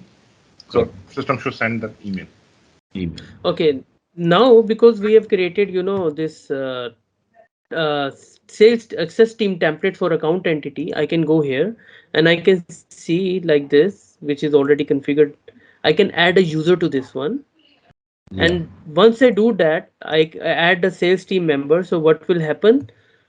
It will the user the lead or this particular account will be shared with Mr. Rasol So, Butler, okay, and he will have this access to that record. right. Access teams, there is also one technical thing. Whenever you assign, roles to the user, there is an intermediate table. I think it's called, Adnan, what's it called? POV or what? Access table, right? P, There is a POA. POA, privilege object access, something like that. So what happens actually? That becomes very huge. So if you only want to share for some specific time, it is recommended to use the system templates, because in this case the POV record is not created. That's also Not one technical thing, but you can ignore it for now. Don't worry. It's some advanced level thing. Okay. perfect. Now, let's put everything into perspective, and for that, I need to explain you one important part, which is this. We are still After, we are still kids. We have to grown up. yeah, so one very important consideration here is that account and contact entities have parental relationship with these entities. What opportunity, quote, order, invoice, and their lines also. Okay, so what does it mean is, if a record is owned by a customer, sorry, if a record owner owns a particular account or contact, which is customer, right? Yeah. He will have access to all the opportunities for that customer, for all the sales orders, quotations, and invoices. So once you change the ownership of the customer, all of the related records, which are child of this customer, will also be shifted to the other user. Perfect. Correct. Okay, so this is one key concept we need to understand. So again, customer owns multiple opportunities. I mean, the same customer have multiple opportunities, then quotations, the sale order. You know this now. You guys should know this now, that Yes. how this flow works. So based on that, the ownership also changes. Okay. Now, very important thing, what we can do in the security role. Okay. Let me open in security role. I think I already did, but yeah, it's here. Wow. Okay, guys. So this is a sample, or sorry, not sample, out of the box salesperson security role. Okay. You see, it has multiple tabs. These are the core records, which are out of the box records and part of the core, like account, contact, notes, leads, opportunities, right? Yeah. You can see each table or entity has 1, 2, 3, 4, 5, 6, 7, 8 All controls. privileges. Yeah, like that. Okay. But if you see, some have only 4. Okay. Yeah. Okay, this depends on the type of the entity I discussed it. When you create an entity, you select the ownership or entity, or the organization entity. So based on that, these controls will vary. But let's say for the account, I can control who will have access. This role will have access to create, read, write, delete, append to, and assign and share. Okay, Right. two things to understand. Create is very clear. This means you can create a record for this table. Okay. Right. Read. Read means you can view this record. Write means you can update. Delete is delete. Okay. Append means this record can be related to another object. For example, I create a note and that I can append to an opportunity, or I create a customer that I can append to. Append Right. actually in a customer in an account. Append to is the reverse of that. I can append more records or add relations to this particular table. Then assign, that we saw, and share. these two buttons. Okay. Now, what are these, green and yellow and whites? We'll discuss that in a minute. Let me go back to the presentation, and you see the first one, the first full circle or the full moon or green is called global. This means if you select this one, this particular role will have access on global level. So what does it mean? So you have to switch, between. Let's say if I want to give all the salesperson to access, Account. read on all over the dynamics, I will give this green circle. I can switch it, one click, Yes. first click, or I'll go back. Sorry. The first one is, empty, which means no access at all. Second one is, I'll explain. The green means it's the full access. Okay. Now let's cover these before I go. Yeah. Okay. So this access level is globally. Okay. And the other one is the deep, which is this access level gives the user to record in the current business unit and the child business unit. So if I'm part of the, let's say, Middle East region, I will have access to Middle East and all the records. Let's say Middle East has a child business unit, UAE and Oman. So I will have access to both Oman and UAE also. Okay. So this business unit and down business units, child business units, parent, we also call it parent child business units. Okay. Clear? Okay. Next, this half moon or half circle means you have access to only this business unit, current business unit. Okay. No down, not up. Only this one. The basic means only to the current user. No one, even if no one in your team, no one, only in your team. And the last one is the none. Okay. Let me go back here. So if I view the first record, which is account, this salesperson can only create a account under only his ownership. If I am the salesperson, I can only choose myself as owner. I cannot select Adnan there or any other person or any other team. Okay, only myself. But if I want to change this to this, now I can select the owner as anyone from my business unit. If I change it to this one, now I can select owner anyone from my business unit or any business units, child business unit and under my units. Okay. And this means I can create for anyone. That's one. Similarly, read. Let's say if I want to control the access to only my business unit, I will make it half circle. But if I want to give access on the current business unit and child, I will choose this. Globally means this. This means no access at all. Similarly, you can control for each privilege like write, delete, append to, assign and share. If I remove this, I cannot no longer share. Again, same levels will be there. Now you see for each entity we will have it here. Then there are some miscellaneous privileges like bulk delete and reports and all. I'll skip this for now.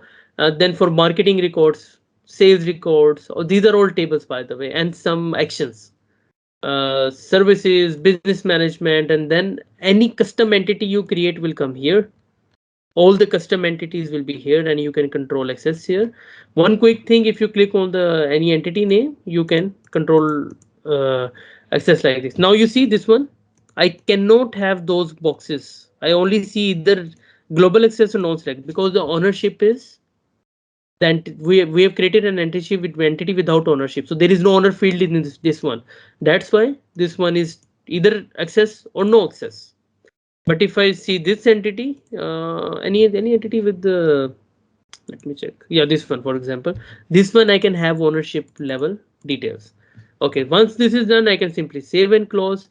I can also copy the role and create a duplicate if I want to, and I can do minimal changes. So normally what happens when we define a security role, let's say if I want to change salesperson, what we normally do, because this is a big configuration, I don't want to do it again and again. So what I can do is I can simply copy it. I can go and let's say I can take any role, let's say sales team, sales manager. I want to do some modifications. As a practice, what we do is we copy it. We create a new role and we call it sales manager my company, or whatever name you want to give. Create OK. It will take all the privileges like this. It's a basically a duplicate. So then I will just open that role and do whatever modifications I want to. Let's say I only wanted to change the, I don't know why it did not open the new role. Let me refresh. Maybe the pop-up was blocked. Yeah, I think the pop-up is blocked. So I created something called sales manager my company. So instead of defining everything, let's say I only wanted to change the access level on account, I can do that. I can again ask them to create for anyone. Contacts, leads, same. Opportunity, sorry, not this. I'll bring it back. This. Now I can save it. So I don't have to do all the stuff, right? All the, because once if I create a new role like this, demo, I'll click it, save. See, all the privileges will be empty, so you have to pick and choose, which is a bit tricky. So, okay, another thing that we normally do is, let's say, to certain users, I don't want any salesperson, let's say, I don't want any salesperson to assign a account to anyone else. So I can take this off. Now this guy cannot, anyone who has salesperson will not able to assign.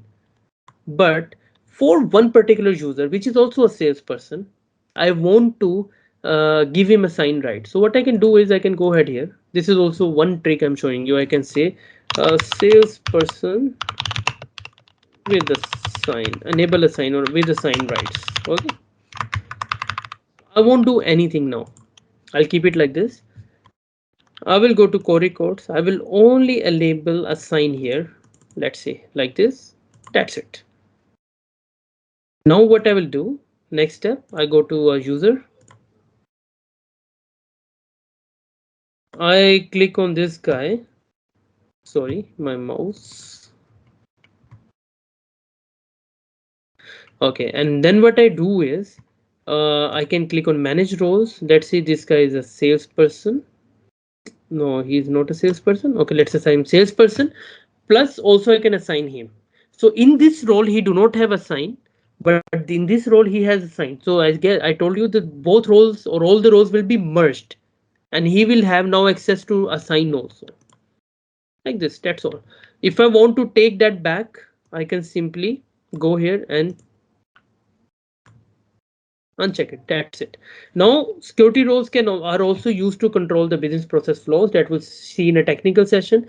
The form level access, you see in the account I have multiple forms here, right? I can create this per department, per module, per feature, whatever, and I can control access also based on the roles. So not only the records, but also the forms and business process flows that we see here. This can also be good because we can have multiple flows for same entity. I can switch that based on roles also, and there are multiple roles also that we'll see purposes also. Okay, one important thing in the uh, user is reassign records. Let's say this Mr. Russell Butler is leaving our organization and he owns accounts, and if he owns accounts, that means he owns the opportunities, uh, codes and so on, and some other records also. So I'm delegating the person who this guy is handing over to myself. So what I can do is I can say reassign records to myself or any other user or team from this guy. So what it will do, it will take all the records, change its owner field to whatever I've selected from the pop-up. So this is very useful when you are changing the roles or teams of a person, or the person is leaving the organization. So this is very helpful. Okay. So it will change the historical data as well, right? Yes, everything. So because if you deactivate this user, the record will not be accessible by other users, right? So you have to do this. Okay, so the change business unit, we see how you can define multiple teams. We can reassign records.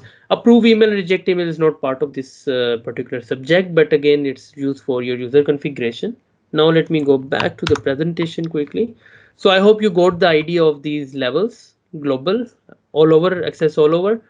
This one, the second one, the business unit, current business unit, child business units. The Only current business unit, only user level, and none. Okay. Then I explained create is the how you create. I mean, this is access for the creating the record, read, write, delete, which is clear, append and append to, assign and share. These are all the levels. We did the demo also, I guess, and team template I've also covered that we created the access template. So you can select a table and you can define the access levels and assign it to a user or team. Okay, which I showed you the hierarchy also. And yeah, so this was, I think, today's session. Now questions, please, because I guess you might have questions on security. And this is, by the way, this is very confusing, I know, and this can be extended to multiple sessions. But at least you now have basic idea to configure business unit, team, security roles, and positions and hierarchy. So now, please, questions. Raj, I'm sorry. What do you think if we are assigning this role to another person? So how we can make sure historical data if sometimes we need data after sometimes for reporting purpose. So is there any option? No, I mean, you mean if I change the ownership from this user to the another, and you Yeah. want the history or auditing? Yes. No, that you can have to view the audit trail. So what will happen, for example, if I change the ownership of lead or account, in the Yeah. audit I can see that the ownership was previously this guy. Now it is changed to the new person, which is, let's say, Adnan or myself. Okay. But you can't again reverse the ownership. That is not there. You have to look at the reports or audit trail. That is the only way.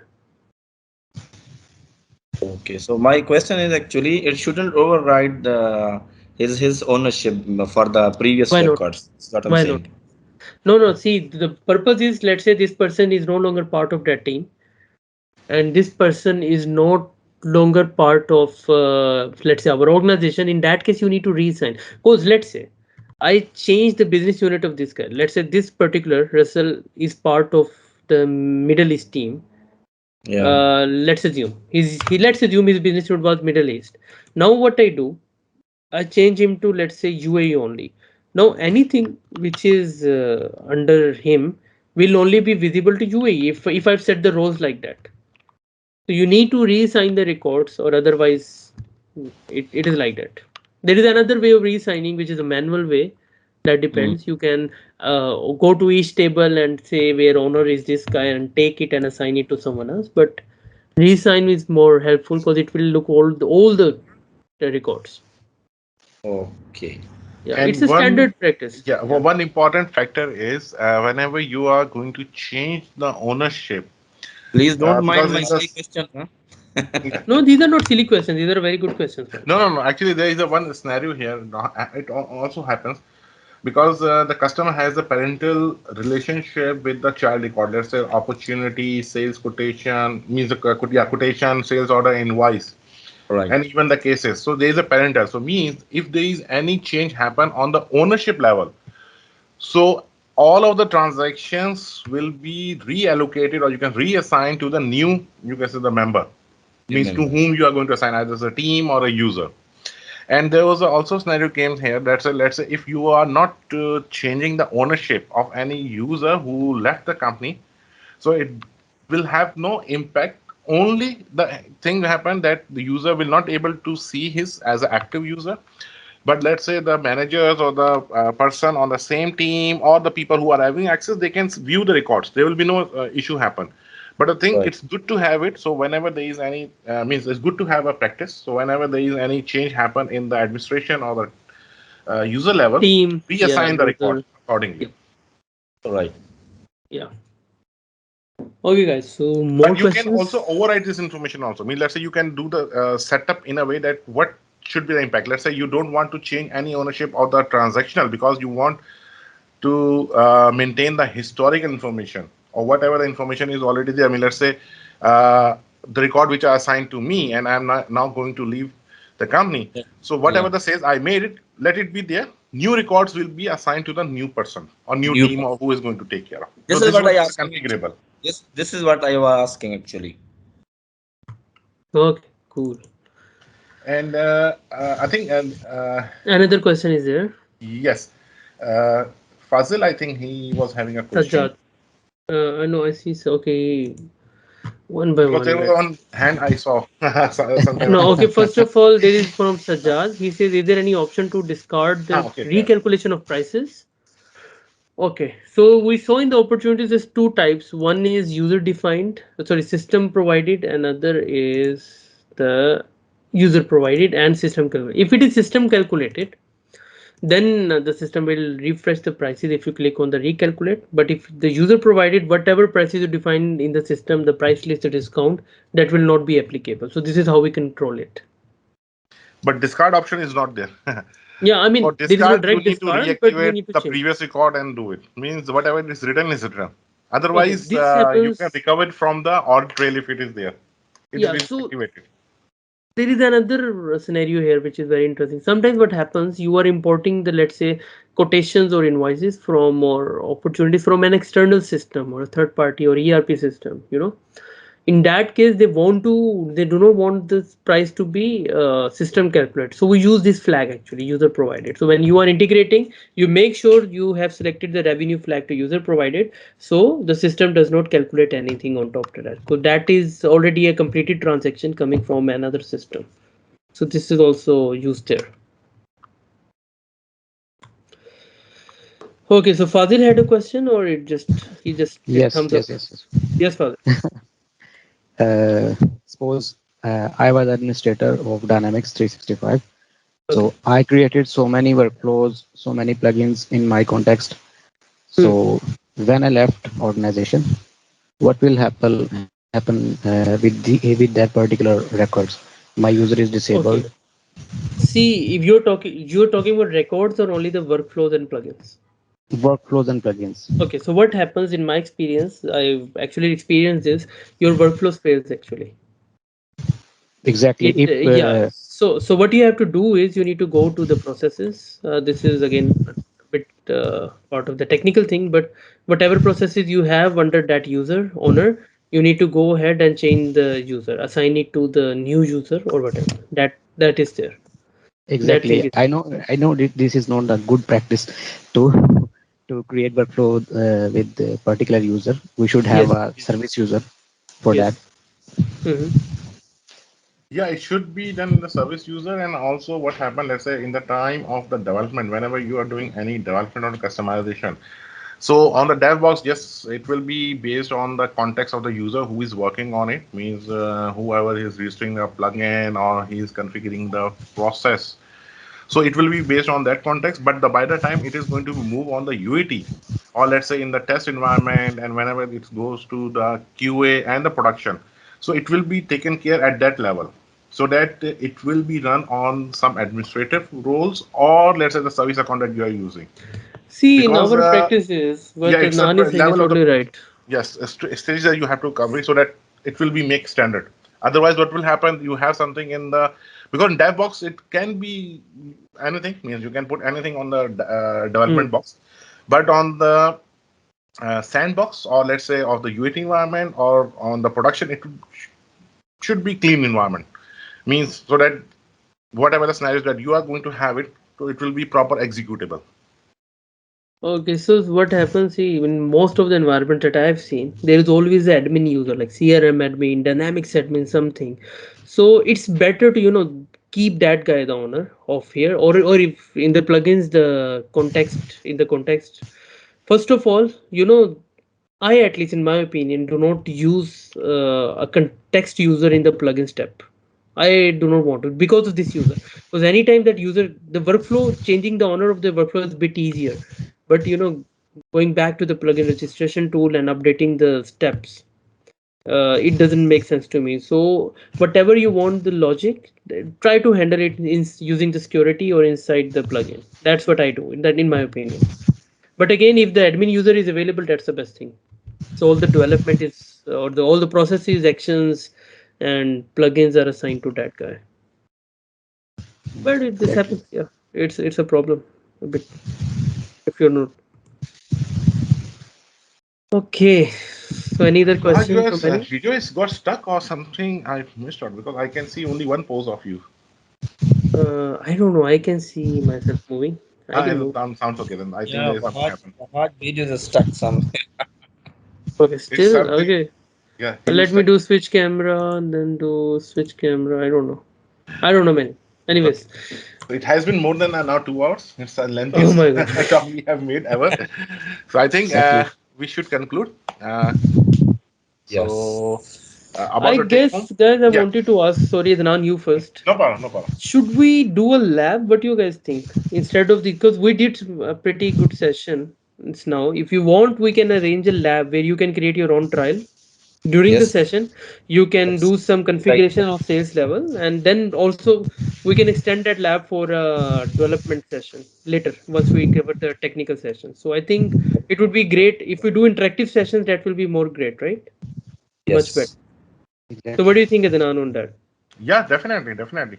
We should plan because we can plan from next week or week after. We can plan something about it. Yeah, but Because next week. the only problem is not the problem. A prerequisite, you all of you, whoever wants to participate in the lab, should at least create a demo environment readily. Because if you do it during the session, that will be time taking for everyone. So if we have that one, then we can give you some sample data or sample requirement that we can all together configure in the system, especially the ones who are new here. Hmm. Experts like Fazil, they might not need this, but others will enjoy I'm this, not right? expert. I'm just learning. Wahaj, I must need it. Yeah, yeah, so definitely. Yeah, this is what we can plan for next week. Yeah, next week or week after we will plan Yeah, something like I this. mean, actually, because actually, after that we'll do the development or whatever session. Then again we'll do a lab. So I think after every session, let's plan a lab for like target 2 to 3 hours. So lab will be at least 2 to 3 hours, not less than that. True. I know everyone is busy, so we'll plan it based on your considerations, and then We can plan in a way that it will be like, say there's a one session is just an explanatory explanation that we are going to provide, and the second section is the same, is a continuation as a more detailed in depth as a in the form of the lab. okay, yeah, that can also be done. So let's say, for example, in the first lab, we'll configure the basic configuration. Then in second, we define prices and all. Then we do actual transactions, some reports, and then we'll understand. True. Okay, we'll think about it and we'll share the ideas in the group That's or true. using a poll or forms, and then we'll, based on your feedback, we'll plan it. Okay, I Perfect. think let's conclude. Yes. Everyone Yes, So now it's needs to. 11:20 in Pakistan. Yeah, I know. Oh, yeah, yeah. Especially for the married so people, it's too much. what we are going to take home: price list management we have covered. We have seen in depth about the organization configuration and security setup, and there are some links that you can also follow, and you can read more about the features which comes with the Dynamics 365. What we are going to cover in the next session. Next session, it will be a kind of the revision that we will cover some of the basic stuff and the QA. It will be just like a journal talk with mixed language. So also we will talk about some of the details which will be helpful in terms of the career planning, specifically on our dynamics. Or there are some, you can say, experience that we have and we wanted to share, me and Wahaj, and even you can also share because there are a lot of experienced people are here in this group. So we will welcome everyone to just share their feedback or let's say any experience or any planning that how the people should work on or how should they plan it and execute their plans. Okay, so ਦਿਲ it will be ਦਿਲ done ਦੀਆਂ on ਗੱਲਾਂ this. Yeah, please. You have this. ਦਿਲ ਦੀਆਂ ਗੱਲਾਂ Dil diyan galla. Exactly. That's true. Then we will have one from Tuesday. We are going to start our customer service module. So it will be just like a 3 or 4 session will be there on the customer service. Then we'll immediately start our session, or we can say the talk on the configuration customization. And during that session, we will also start our labs also. So Yeah, I next week think we are before going to start starting with planning the labs. Then we the will start on. yeah, I think before customer service, let's do a lab. I think that's Or what do you let's think? do one thing. Let's do one thing. Let's do the high level of the customer service. Let's say the case management this stuff. Then we can start because at least for the lab preparation, we need some time so that everyone have the access Oh, of the okay, user that also management. makes sense. Yep. Yep. So at Okay. least they have. So Okay. next week we'll do this same setting, and the week after, as soon as we are going to start the configuration, they will have all the access, and we can easily execute all the scenarios. Okay, great. Perfect. Okay, guys. So, really appreciate for your time. And this is one of the lengthiest, approximately 2.5 hours. Thanks a lot. And we will see you on this Thursday, inshallah. Inshallah.